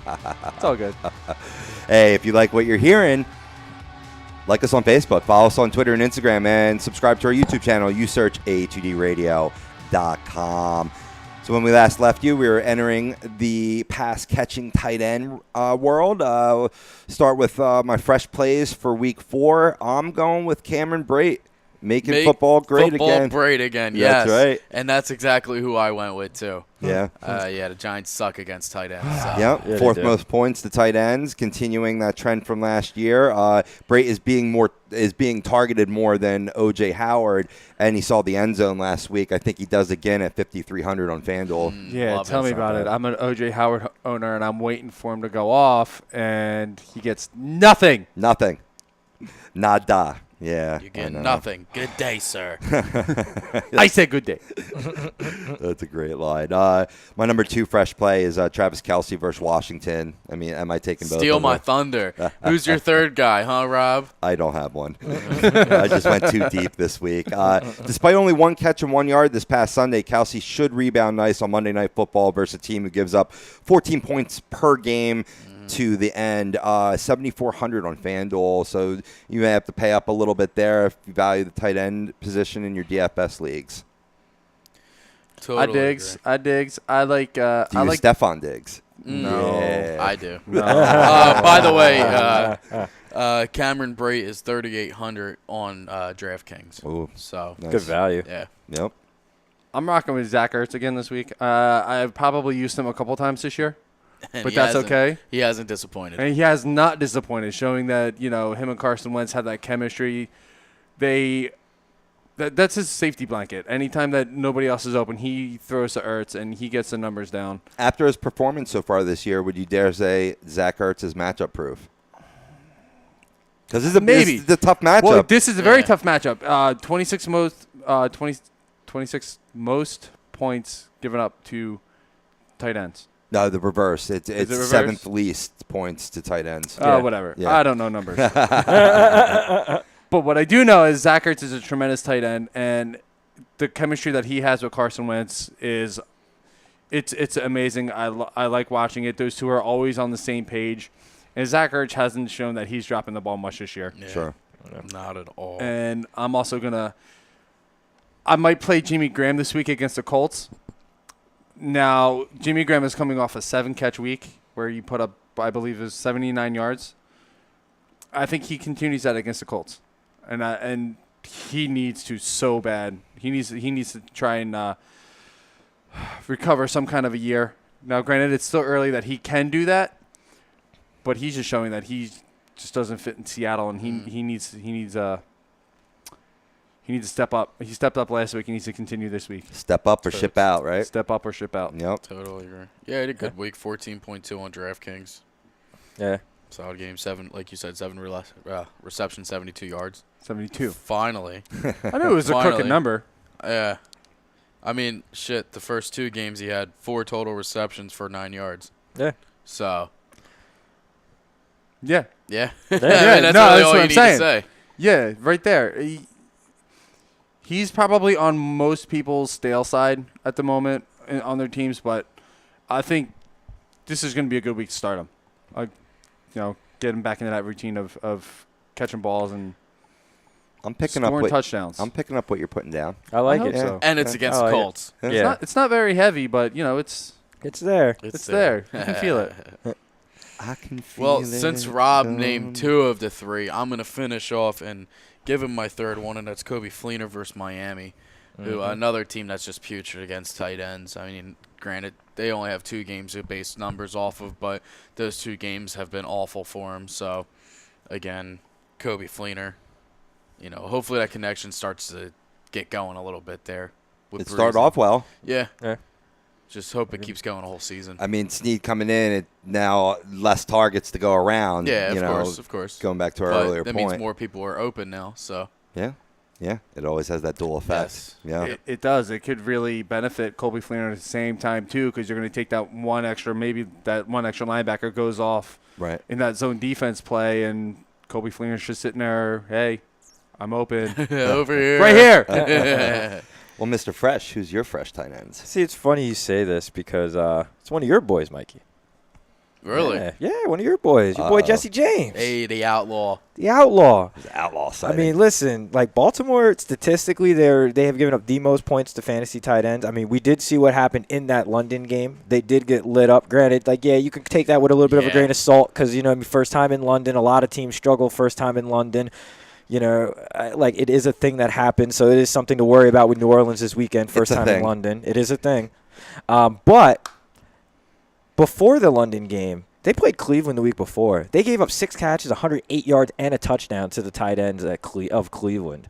I'm sorry, but I'm pretty sure Jesse James is better than any tight end that they have in Cleveland. So, ipso facto, I like the play, and I like the DFS side of it, too, because I'm pretty sure he's somewhere in the low 4,000s, high 3,000s. For DraftKings, he's actually only 3,000. Exactly. So, I mean, that's what was Bray, $800? Yeah, $800 more than him. So, either of those 2 guys, I think you're going to hit value with, but maybe the outlaw might be a better play this week. Yeah, I think considering they let up 3 touchdowns, Mercedes Lewis this past week. 5,100 on FanDuel, Jesse James is. How much? 51. 51. That's not too bad. I mean, considering Gronk's almost 8,000. Yeah. So Wide receiver that's money. still exactly. That's still solid. Cheaper than Cameron Brate. Oh yeah. Yeah. Yeah, a little cheaper than Cameron Brate. Yeah. I got one more guy I want to slide in there just for the giggles of it, and that's Jared Cook. Jordan Howard. I got running backs on my brain. At Denver, like I said, I love all the receiving. I love pretty much all the receiving options on both sides of the ball in this game. I think this is going to be probably the highest scoring game of the week, and it's still a game you wouldn't expect it to be the highest scoring game, but that's why it will be. Mm-hmm. I mean, Jared Cook isn't owned in many leagues, but, if you follow my advice and go pick him up this weekend or tomorrow, he could have a tremendous game. Derek Carr's been thrown to him more than he's been thrown to Amari. He threw to Amari and Crabtree combined on Sunday night against Washington. Yeah. Absolutely. Yeah. Tight end question coming in from Luis Gutierrez. What tight end should I start, Jimmy Graham or Martellus Bennett? Now, you said you were high on Jimmy Graham. I am high on Jimmy Graham, and it's actually kind of funny that he brings that up. Martellus Bennett's on my stale side. I wouldn't start Martellus Bennett. Aaron Rodgers just isn't throwing to him. No. He's not getting the targets. At least Jimmy Graham, he's getting the targets from Russell Wilson, being as though there's only 2 weapons on that offense. I just don't see it. I just don't see Bennett having a good game against Chicago, which is, in the right mind, a dream matchup. It's tough because at this stage of their career, right, Jimmy Graham towards the tail end side, right, the better talent is Martellus Bennett, but you got to go by where are the targets going, and you make a great point. Right. Yeah, I'm with you on that. Even their other tight end is getting more targets. Right. What's it? Richard Rodgers. Richard Rodgers, yeah. Yeah, the only reason I would say I would lean towards Martellus Bennett of the 2 this week is because it's at Chicago. Or it's in Green Bay, but it's versus Chicago. Right. Martellus Bennett is one of those players, like any player, you always want to ball out against your former team. So this is a matchup where I could see him, maybe not going off, but I could see him, getting into the end zone to make a point that, these guys, you let me go too early. And the Packers don't lose at home, right? According to Aaron Rodgers, they almost did to Cincy, though, this year. Thank Took God a they late did. touchdown in overtime. That's fine with me. Yeah, I could see them running up the 0-3. score. They could run up the score in this game just because. Oh, yeah. So that's one of your stale tight ends. Who's your other? My other one is actually Ben Watson from the Baltimore Ravens, going up against Pittsburgh, 21st in points given up to tight ends. Sure. And, just that showing on Sunday, it wasn't very good, even though Ben Watson did save his day by having the lone touchdown for Baltimore. Right. Yeah. Right. Absolutely. And garbage time, of course. Well, I mean, it was garbage time after the first quarter. Yeah. Yeah, pretty much. I was so surprised. I'm like, at work. I'm like, dude, it's 23-0 at halftime. What is going on here? Yeah. It was. I loved it. I mean, one of my other boys, he's a Steelers fan at work, so we're sitting there. We're just like, yes, yes, and then we're texting each other, dude, we suck. We just lost to Chicago. God damn. Funny how that works. It is. It is. A crazy weekend, man. That whole melee at halftime, I think, threw off a lot of players. It threw me off. I'm like, what the hell is going on here? Yeah. It was shoddy officiating throughout the league. We'll get to that when we recap more or whatever. But I wasn't sure if I was just amazed at the refs or if I was stuck in a Leon Lett flashback, from the dude. Leon Lett. Oh, man. There's a name. Mikey, who's your stale tight end? I also went with Watson as a stale tight end. Going Evan Ingram against Tampa Bay. Tampa Bay, the one thing that they do cover well is tight ends. Obviously, I went with Odell for wide receiver, but totally different ball game when it's the linebackers covering, and they haven't been getting the job done again. Right. The 2 games, they just haven't looked so pretty, but Evan Ingram I don't think he's going to get it done this week. I got one more. I'm sorry. I'm going to throw your boy right under the bus, Jason Witten. Another poor week last week, or last night, I should say. And again, the Rams they play pretty good against the tight ends as well. So another guy I'm going to stay away from. I was thinking in that, but I was, he always seems to find a way most times, Jason Witten. Right. I mean, he's one of the best tight ends in the league. Yeah. Hall of Famer for a reason. Oh, Yeah, he had a good start to the season, quiet up a little bit. It just shows that he's matchup-based play at this point in his career, and that's fine, because you can get a good return on him. He's definitely rosterable for that fact. Oh, absolutely. Yeah. Is. 100%, yeah. Yep. Doug, who's your stales? Gronk sit. Really? Gronk sit. You could sit Gronk? I don't know that was possible. I mean, against this Carolina defense, When he's on the IR, I'm not sitting Gronk. Yeah, I know. Nah, man, this is going to be another one of those Gronkowski games where he puts up that dud burger where it's like you expect him to at least put up like 12, 15 points because he's Gronk and he gives you 2. This is going to be that game because I'm sorry. I mean, between Thomas Davis and between Luke Kuechly, how does he get open? He's Gronk. These guys aren't small. I mean, yeah, but these guys aren't small. I mean, Luke Kuechly's 6'. Like they're big, fast linebackers. Yeah, they're the same size as him. Before you got here this morning, we were having this debate. Can you sit Gronk? Could you put Gronk on your stale side? Because the matchup, you're right, it's not a good matchup. Absolutely. It's a bad matchup. I think Gronk is just personally matchup proof. I think he could still get you 8 to 10 points, and that's all I need each of my players to get 8 to 10, and I win every week. Yeah. That's true, but this isn't the week where I don't see him getting 8 to 10. I mean, could be granted, right. Yeah, I mean, granted, obviously DFS play, I'm avoiding this at all costs. Right. I mean, it's really hard to sit him in league play, but I mean, if you have a Jimmy Graham, if you have a Delaney Walker, one of these other like quality higher tier tight ends, a Jason Witten, even maybe, or Zach Ertz, I'm sitting him because I'm going to throw one of those other guys, or Jared Cook, I'm throwing that guy in there because I know it's a better matchup, and I just, I'm more comfortable with that. Right. If you're going to spend up at tight end, Travis Kelce's a good option, you know what I mean, against Washington. So, I mean, you throw a guy like Gronk in your lineup, you don't have to have 100 yards receiving and 3 touchdowns from him to have a good day.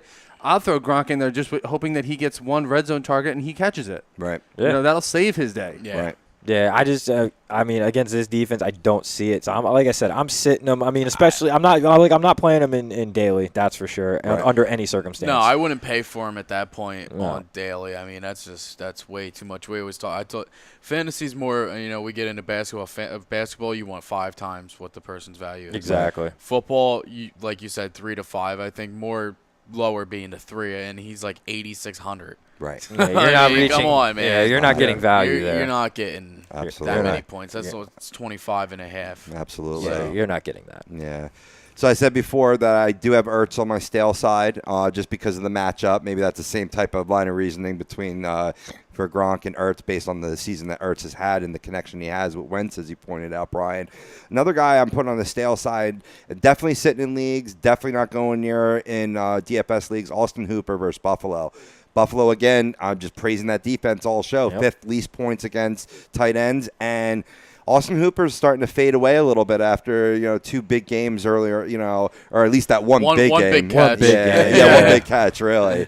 So definitely, you can go with a better tight end option in your league play. Let's move on to, speaking of defense, let's go talk a little DSTs. Who wants to lead off? Fresh defenses. All right, go ahead. Early in the show, I pointed out that in the stale QB side, I'm not starting Marcus Mariota or basically anybody in that Tennessee offense at the moment. Well, I am starting Houston's defense. I think it's just they're going to have a field day. I think they're going to pick that offense apart. Right. I really do. Obviously they have one of the best passing defenses in the league, so all their options are going to be shut down.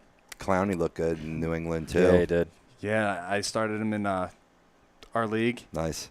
No wonder Got you me scored 20 points. Yeah, no wonder you got 180. Get 20 out of Clowney. 187. Oh, let's get it right. I love it. Don't shortchange. I love it. Do not shortchange. What's the record in your league? If for a single week matchup, I believe it's 211.5. Wow. Ooh, I was close. Yeah, I'm pretty sure I did that, and I'm pretty sure Victoria Powers as well in my league did that. So I believe 2 people have accomplished that big feat in a week. Nice. Straight dominant. But I gotta actually go back into it. So maybe that's something for next show. Yeah, I definitely want to know what the all-time high was for our league. Nice. But jumping back to defenses here, Tennessee's offense has just been a flat-out disappointment, and Houston's going to have a field day. Their defense is just going to be all over them. Right. Yeah. Right. And I'm also going to, sorry, Doug, start Arizona's defense versus that putrid offense in San Francisco. Why are you sorry? That's a must He's play. like, he goes, It is a must I play. know it by this point. We suck. Like, trust me, I'm playing against my team in most formats. Yeah, no, I'm with you on that too. Arizona's definitely. I'm starting their defense against San Francisco. They got me a -4 Despite the score. last night, so I don't know. Well, I was gonna, well, that's going to dispute the point I was about to make. So yeah, I'm not going to make it. Come on, Dallas's offense compared to San Francisco's offense is 2 different ball games, man. Sure. So Sure. I mean, I'm rolling, like, if we're going to, we're going to talk about rolling with defenses, I'm rolling with Seattle's on just some easiness. 'Cause, I mean, name bad my teams. next one too. I'll name your next one because I'm rolling with whoever's playing the Jets. I forgot who's playing the Jets this week. Jacksonville. I'm rolling with Jacksonville's defense, as we talked about earlier in the show. I'm actually going to take it one step further, too. I'm rolling with Kansas City's defense against Washington because I just see the smack happening. Smack. See, no, I actually have them on my stale side for some reason. I just, I don't know why. They shut down the GOAT. They did. So instantly they're an all play. They did, but, I mean, I don't know. I have this sick feeling that the Redskins are going to put up some numbers. I don't know why. I have no faith in that. They're my oddball defense to stay away from this week. I could dig it. I got to start making some bold predictions here. So yeah, exactly. Gut check, bro. Check. I don't know why. I hope I'm wrong because I have Kansas City as one of my 2, I think, in 2 leagues, my defense. But for some reason, I have a bad feeling that they're finally starting to get a rhythm. I mean, Doxson finally got a touchdown in his first, Yo, dude, I love putting my players and team defenses on the stale side because it's like, I'm probably going to be wrong, so I'll work out in fantasy. Yeah. It'll be good. It'll be good for my team. I hope. Right.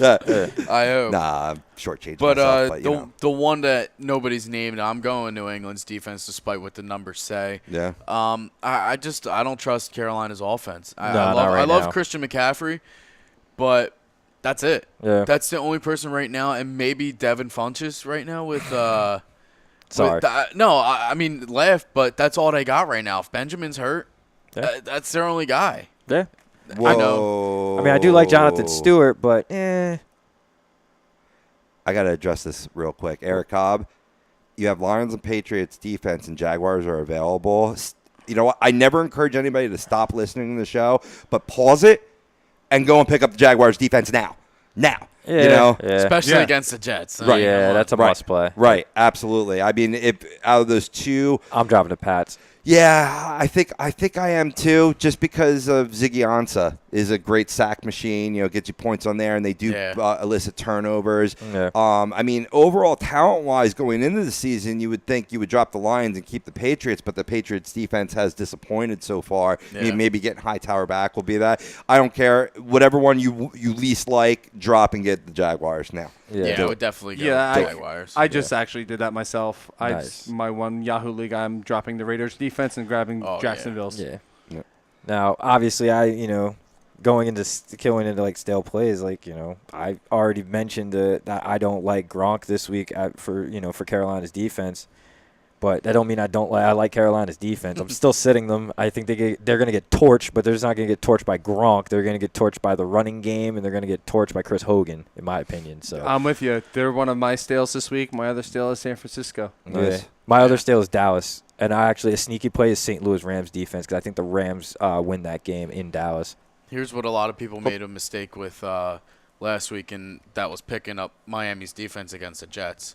And some people don't even look at their defenses when they go and swap. Make sure you get them out because they're going to be stale against the Saints. And also, I mean, we were pretty, definitive in picking up the Jaguars. I mean, before any pickup, look at their schedule. Look at who they're facing in playoff weeks, too. Yeah. I mean, that's going to factor in or whatnot in terms of who you choose to drop, I think with the Jaguars, I think you'll be fine either way, but definitely double-check their schedule. Running through my fresh and stale defensive teams, I'm going to go with, for fresh, Bengals at Cleveland, only 4,600 on FanDuel, and the Tampa Bay Buccaneers versus the New York Giants at 4,800. I think that's good value, and even though they picked it up in the second half against the Eagles, I still think that the Buccaneers defense can limit this Giants offense that has been sputtering. I mean, they're going to be a desperate team coming into that game 0-3. It may be 0-4 after that game. I'm sorry, Dad. I wish it was different for you. I mean, in my opinion, this Tampa Bay team is another team that's been a huge disappointment. I mean, they're not. They have so many weapons on offense, and I don't think they're producing the points that they should be. Right. I mean, you have arguably one of the best tight ends in college, who you're not throwing to. Cameron Brate had a solid year last year. Hopefully, he continues that. But you have D-Jax, you're not really using them. Mike Evans. He's putting up solid numbers. He's putting up numbers. They're just behind the curve, man, and that's what happens when it was almost, for some of the players of the Buccaneers, they hadn't played competitive football for 36 days or 32 days, something like that, before their first game in week 2. So they're playing catch-up still. I think this week they finally get it back in order. I mean, I hope so. I have Jameson Winston in one of my leagues, so I would like to see that, but I could totally see Tampa Bay being a Super Bowl contender, and they're just not playing that way right now. No, definitely not playing that way right now. On my stale side for defense, I say you sit Titans defense or don't go near them on DFS. A lot of the reasons you gave, I think Houston just dominates that game on both sides of the ball, and I too have Panthers defense on the stale side against New England. So that's 3 out of 4. Like I wholeheartedly agree. Tom Brady's going to do what Tom Brady does. Yeah. He's Angry Tom at this point. All year. All year. Well, after that, a rookie almost beat me. God damn it! Well, I mean, look at what happened in week 1. Yeah. Since then, what has he done? He's been blowing up. Blowing it up. Yeah. 9 touchdowns in 2 weeks. I wish he lost last week, though. I mean, granted, though, like me too. Yeah, I mean, granted, though, he's no defense besides Kansas City has really been able to put that pressure on Brady. I mean, Houston did last on Sunday. Right. But yeah, he still threw 5 touchdowns. Yeah, it's because they can't cover. Yeah. I mean, I love TB12. I just want to see him succeed. Oh, I know. I don't. Neither do I. Hater. I'm tired of it. I am. I am too. I'm starting to respect him, man. He's been a guy that I've always hated on, and he kind of just reminds me of, he's like the Derek Jeter of football. He's a guy that you hate because he's so good and has all this success and seems like a silver spoon right in his mouth. But then you just see the guy's work ethic. You see how fiery he comes in. As much as he accomplished in his career so far, you would think he's accomplished nothing at this point, the way he's fired up to compete. So I'm learning to respect him. I'm with you on the hate. He still plays that chip. He still plays that chip on his shoulder, even though he's got Super Bowls and MVPs and league MVPs and any accolade you could probably throw at him. But see that, Rich, the point you just made is why I have the utmost respect for Tom Brady. You know what I mean? Like, I mean, I've had a very lucky opportunity to actually meet the man before he was even a man. You know what I mean? When he was in college, I got to meet him and his dad and everything. You know, my cousin played with him at the University of Michigan. Right. You know, very humble dude, very real dude. Him and his family, you know, very nice people. My Tom Brady hate is just for how good he is. You know what I mean? It has nothing to do with the guy. Yeah, basically, it's why don't I have him? You know, he's a Bay Area kid. Why isn't he playing for my team in the Bay Area? Just saying. Right, and that's kind of how it is with most. Like, you look at hockey, people hate Sidney Crosby. People hate A-Rod. People hate Jeter. People hate LeBron. But if they were wearing your team's colors, you'd love them. You'd love them. Oh, yeah. Absolutely. Yeah. No doubt about it. Truth be told. No doubt about it. All right, guys, let's give it a little fresher stale kickers, not to ignore the kicker position. Yeah. Who wants to lead it off? I'll go right through fresh and stale. Fresh kicker, I'm going to go Bryant against Buffalo. I think this could be more of a field goal game for him. Also, Prater versus Minnesota. Again, I mean, every week he doesn't disappoint anybody. Great completion percentage. Yeah, I'm going to go Cartanzaro as a stale kicker versus Jaguars, and I'm going to go Blair Walsh against Indy. I think that could be more of a touchdown game. So I'm actually going to dispute that. Like Dan Bailey for me last night, you bastard. I think Blair Walsh is going to have a couple field goals because, you know, like I said before, Seattle's offense doesn't really have much. You have two weapons plus Chris Carson. So Blair Walsh is going to get his field goal opportunities. Also, Steven Gostkowski versus Carolina, I think that's going to have some decent field goals in that game. So I'm going to start those two. But who I'm not going to start is I'm not starting Justin Tucker versus Pittsburgh. Agreed. He's just too expensive on FanDuel, too. Well, I mean, not just that. You look at the week that he had last week, that offense was completely shut down on Sunday. Right. I think you're going to see a lot of the same of that from Pittsburgh again. Yeah. And then I'm also not starting Dustin Hopkins against Kansas City.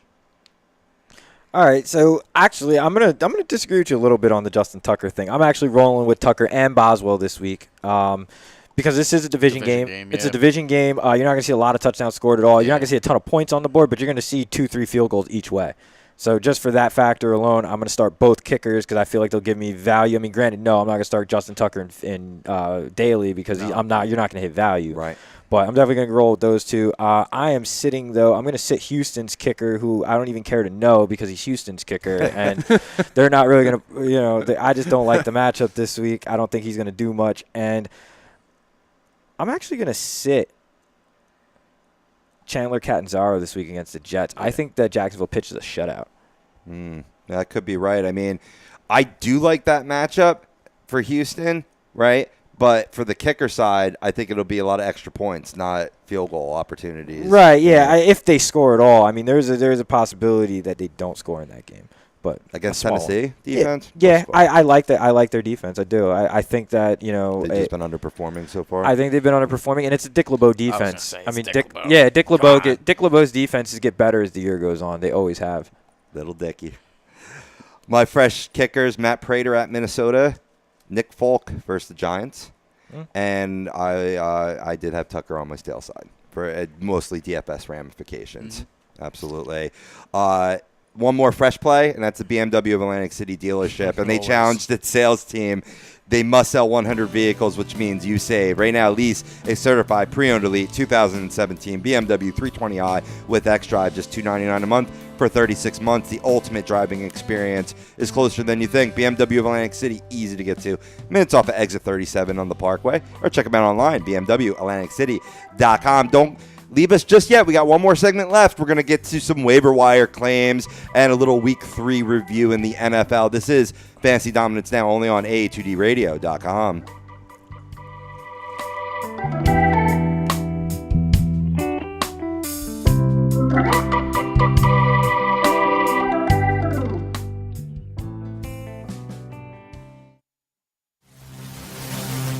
Welcome in to the worldwide leader of what? Real talk, A2DRadio.com.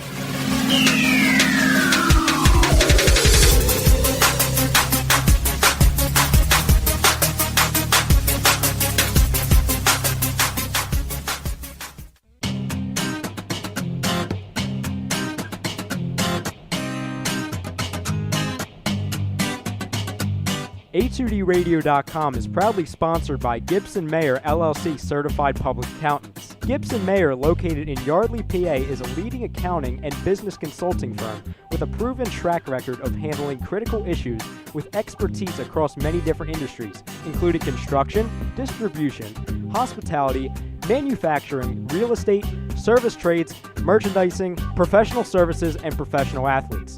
Give them a call at 215-369-3300. That's 215-369-3300. Your initial consultation is always free, and if you tell them that Tom and Mike from AM and the PM sent you, you'll receive 15% off all income tax services completed by February 15th. That's Gibson Mayer LLC Certified Public Accountants, 215-369-3300, or visit them on the web at www.gibsonmayer.com. That's gibsonmayer.com.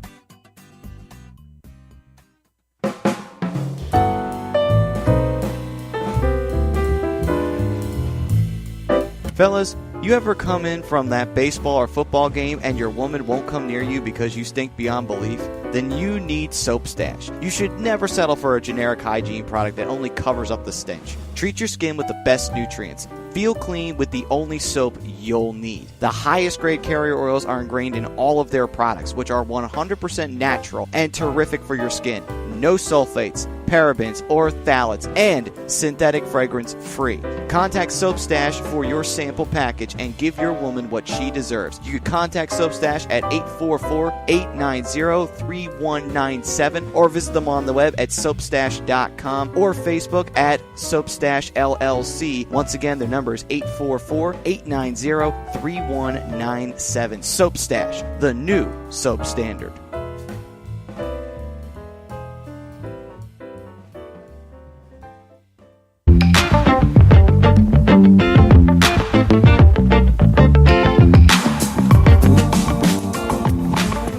A2DRadio.com is sponsored by the Sports Outlet for all your sporting needs. Located 703 Black Horse Pike in Glendora, New Jersey. Give them a call at 856-939-2030 or email them at sportsoutletnj@comcast.net or visit them on the web at www.sportsoutletinc.com for all your sporting needs. The Sports Outlet.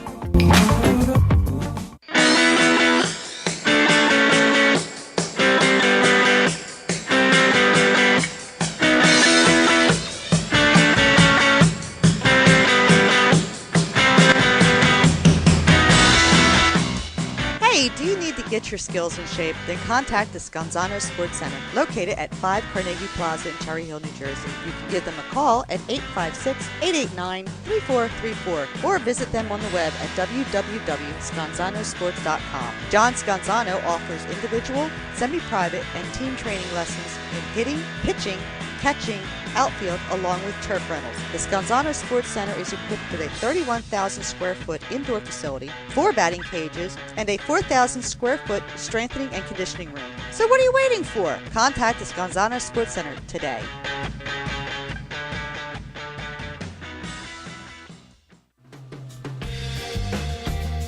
You're listening to Fantasy Dominance Now, only on A2DRadio.com.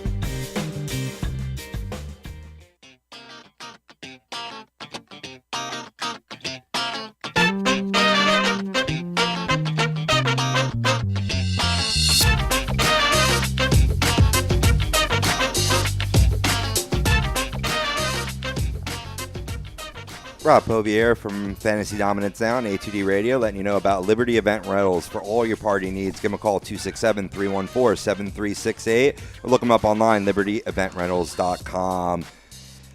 Brian Daly, Mike Kleinkoff, Doug Pitchford, Matt Tatuti on the ones and twos, all dropping fantasy knowledge to help you win in Week 4 in the NFL. But before, well, actually, we already got a lot to Week 4. If you're just joining us, we went through our fresh and stale plays, quarterback through kicker. You can rewind, go back to the beginning, or keep with us live and go back to the beginning, get your team set for Week 4 in the NFL.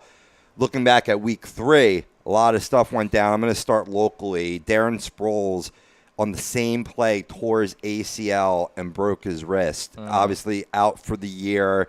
Do you think that this could end his career? That's what I wanted to ask you guys on the show. Well, he's definitely going to miss time in the next season.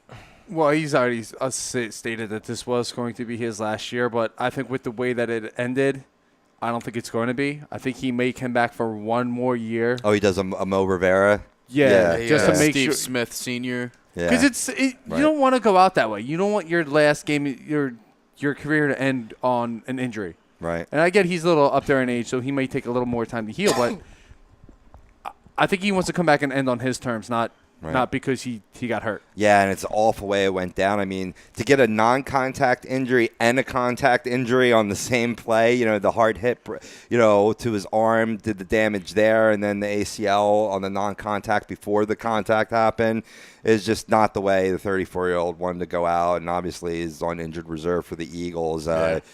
Certainly he'll be missed, but I think it does spike Wendell Smallwood's value as we talked about earlier on in the show. Yep. Absolutely. Like I said before, it's like a titty twister and a kick to the nuts at the same time. It's horrible. Absolutely. What do you think of Corey Clement in that system as well? They just promoted him up from being the 4th running back now. Do you think he holds any value whatsoever? Not right now. He might. I mean, he had a touchdown against the Giants, so it could be that little spark that the running game needed. Right. And a lot of people see a lot of value in him. Maybe not fantasy value, but they see a good running back in that kid. Yeah. I'd like to see another week, see what they, definitely do with him. I think right now, but it's definitely between Smallwood and Blunt. And Blunt's going to get the majority of it. I don't know. Smallwood was on the field once Sproles got hurt, he was on the field for more snaps than Blunt was. So I mean, snaps are snaps. I think the fantasy value Blunt's probably get the carries. Blunt because I think he's going to be more touchdowns. I think if you're going to give it to the goal line guy, you're giving it to Blunt. You're not giving it to Smallwood, who his size is in his name. He's smaller, so. But his size is in his name. And we're not talking the other thing, Smallwood. Oh, it's rough growing up, huh? He was not a ladies' man growing up. He was not. But what he could be is a PPR darling, and that's what I think filling in that role for Sproles. I think of anybody's, he's definitely a guy I'm targeting in my waiver claims this week. Maybe we just jump right into that waiver claims. Definitely. Yeah, I mean 100%. I'm going with him. Yeah. I'm gunning for him in one of my leagues. He's only 8% owned in Yahoo leagues. Right. Yeah, he's 2.9 in ESPN. So cool. I mean, I mentioned my guy already. I mentioned him earlier in the show, Chris Carson. That's a guy I'm focused on. I like the potentiality of being a 3-down back there. Yeah. Right. Absolutely. Figured. We covered some running back waiver wire. We talked Chris Thompson in the poll. If he's available in your league, snag him now. If you're hurting for a quarterback, who could you target on the waiver wire this week? Palmer.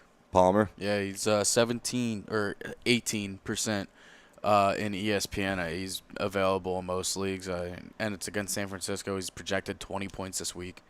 So, I mean, why not? I think he's definitely best available quarterback numbers-wise and, potential for who they're playing. To go for the rest of the season, maybe not. Right. But for this week, definitely. I mean, he's a guy that you could add and drop throughout the season depending on matchups. Another guy out there that he's got a good matchup against Tennessee this week is Deshaun Watson. Yeah. I mean, he's shown that he can play in this league. He's that dual threat that a lot of people – you don't see much from anymore because that fat is leaving the NFL as the mobile quarterback. Right. Put up 300 yards passing, 2 touchdowns. Unfortunately, he had 2 interceptions in that game against who did they play? New England. And he's still learning, he's still growing, but he's a nice stash bye-week quarterback to have. Right. Because I think he's only going to get better. Yeah, he's a guy that I've already picked up the week after he came in for the second half of the game. I went and picked him up just to stash him. You don't know what's going to happen to your quarterbacks, and I wasn't sure what was going to happen with him as well, if he was going to put up big fantasy numbers or not. So right now I do roster 3 quarterbacks on that one team or 2 teams that I have, and Watson's one of my third guys. So, I mean, I've already picked him up just as a security blanket. Sure. Yeah, he's like I said, he's getting better every week. Nice, Yeah. absolutely. I mean, a guy that kind of fits this bill that's maybe a rung lower because of the matchup this week, going against the Cincinnati Bengals defense that'll be getting back Mikey's favorite player this week in Montez Burfitt. Yeah. Scumbag. So you could put a waiver wire claim on Deshaun Kaiser. Maybe not to play this week, but as like a stash because he is getting better with each start. Threw for 242 yards this past week against the Colts, 2 touchdowns. Did still turn over the ball a bit with 3 interceptions. So with the good comes the bad, but he could be stash worthy as that season progresses for the Cleveland Browns. I like Jared Goff. I think he's a guy that you can pick up and stash or pick up as your backup quarterback. I think he moving forward, I really like what I've seen, man. I mean, he had a great game against San Francisco on the Thursday night game with all the points put up. I think he put up 29 fantasy points. He had a great week 1 game as well, and he was solid in week 2. I mean, he didn't put up like huge fantasy numbers, but he still put up, I think it was like 16 points or something in fantasy leagues in week 2. I mean, you go from 20-plus point, mid-teens, 20-plus point. That sounds like a fantasy quarterback you should roster. Yeah. Yeah.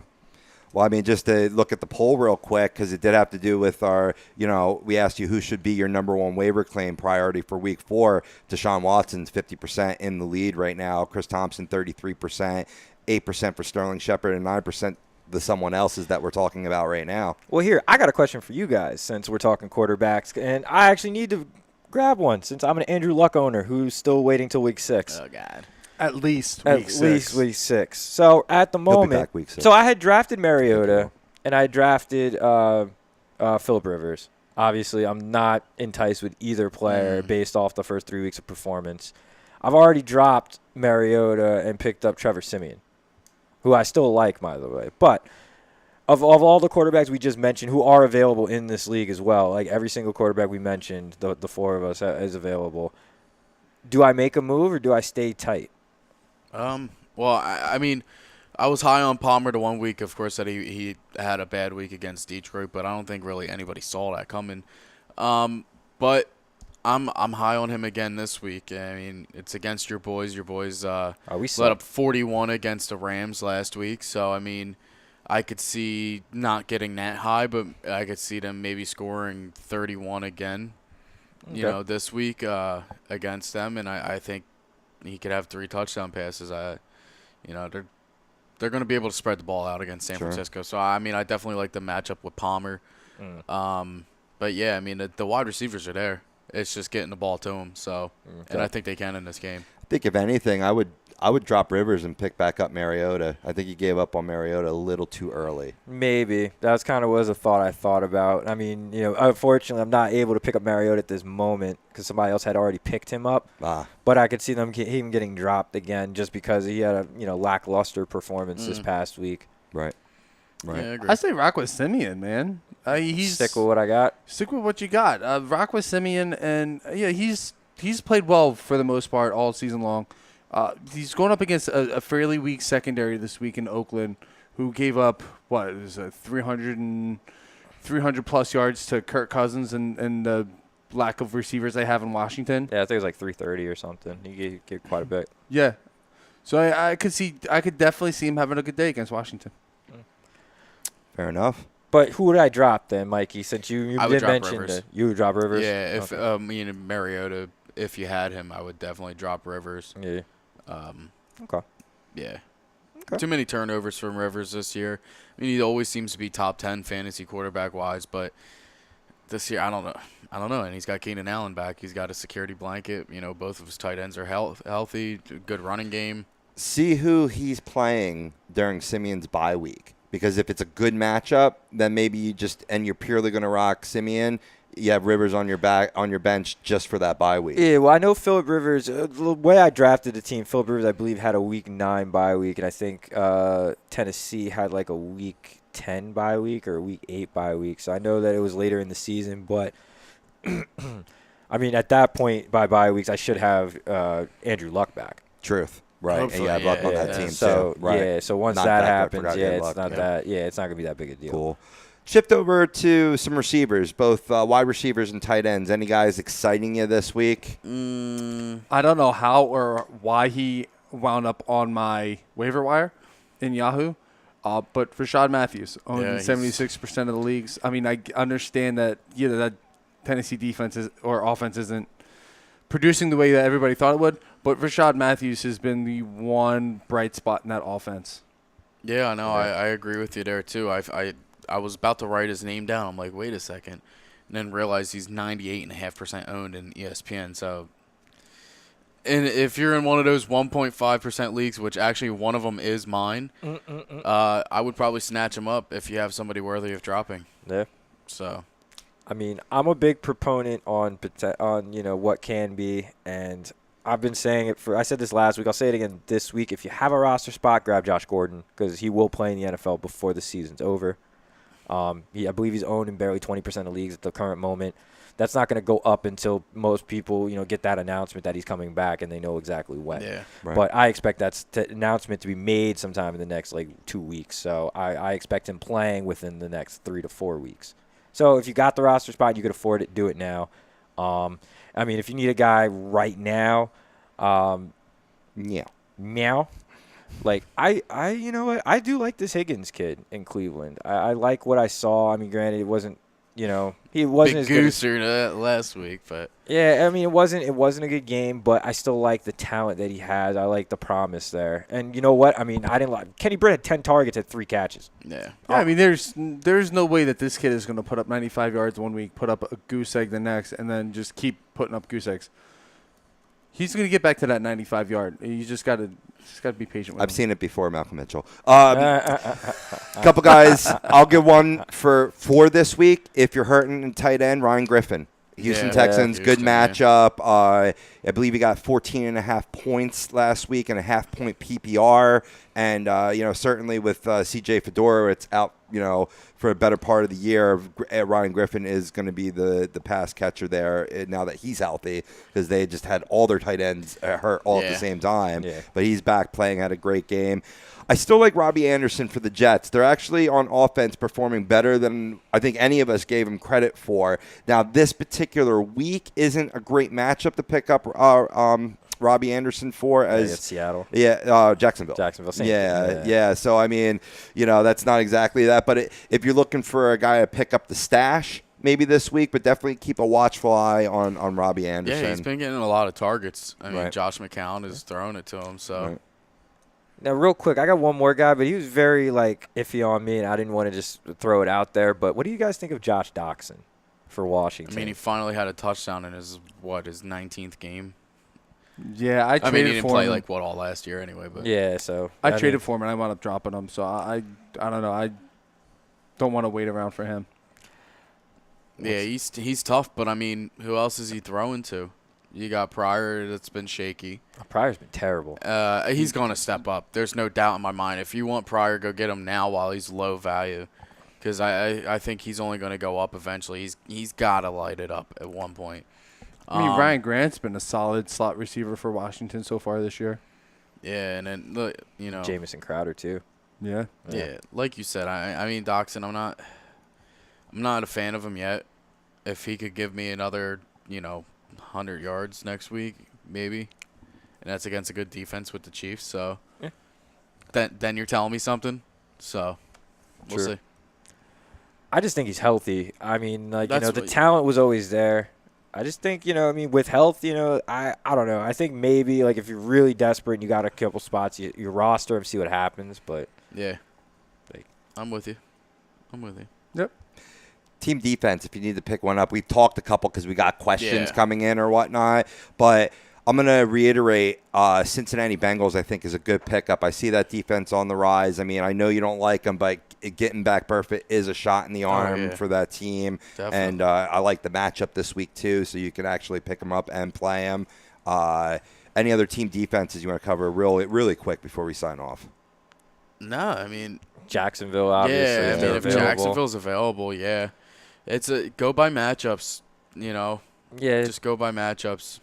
It's what the world revolves around, matchups. Yeah, that's all you got to do. I mean, really, team defense is something you could add and drop every week. So Yeah, same thing with kickers at this point. If you know what to look for. Yeah. Absolutely. Dime a dozen. But that'll do it for this week, guys. Everybody, thank you for the questions. Keep them coming, even offline. #AskFDN. We'll get you set up for week 4 in the NFL. And bringing you all this fantasy information is Soapstash, the new Soap Standard. Hit them up online, soapstash.com, Facebook, Soapstash LLC, or for ordering information, call 844-890-3197. Brian Daly, Mike Kleinkoff, Doug Pitchford, I'm Rob Povia. We'll catch you next week, people. Peace.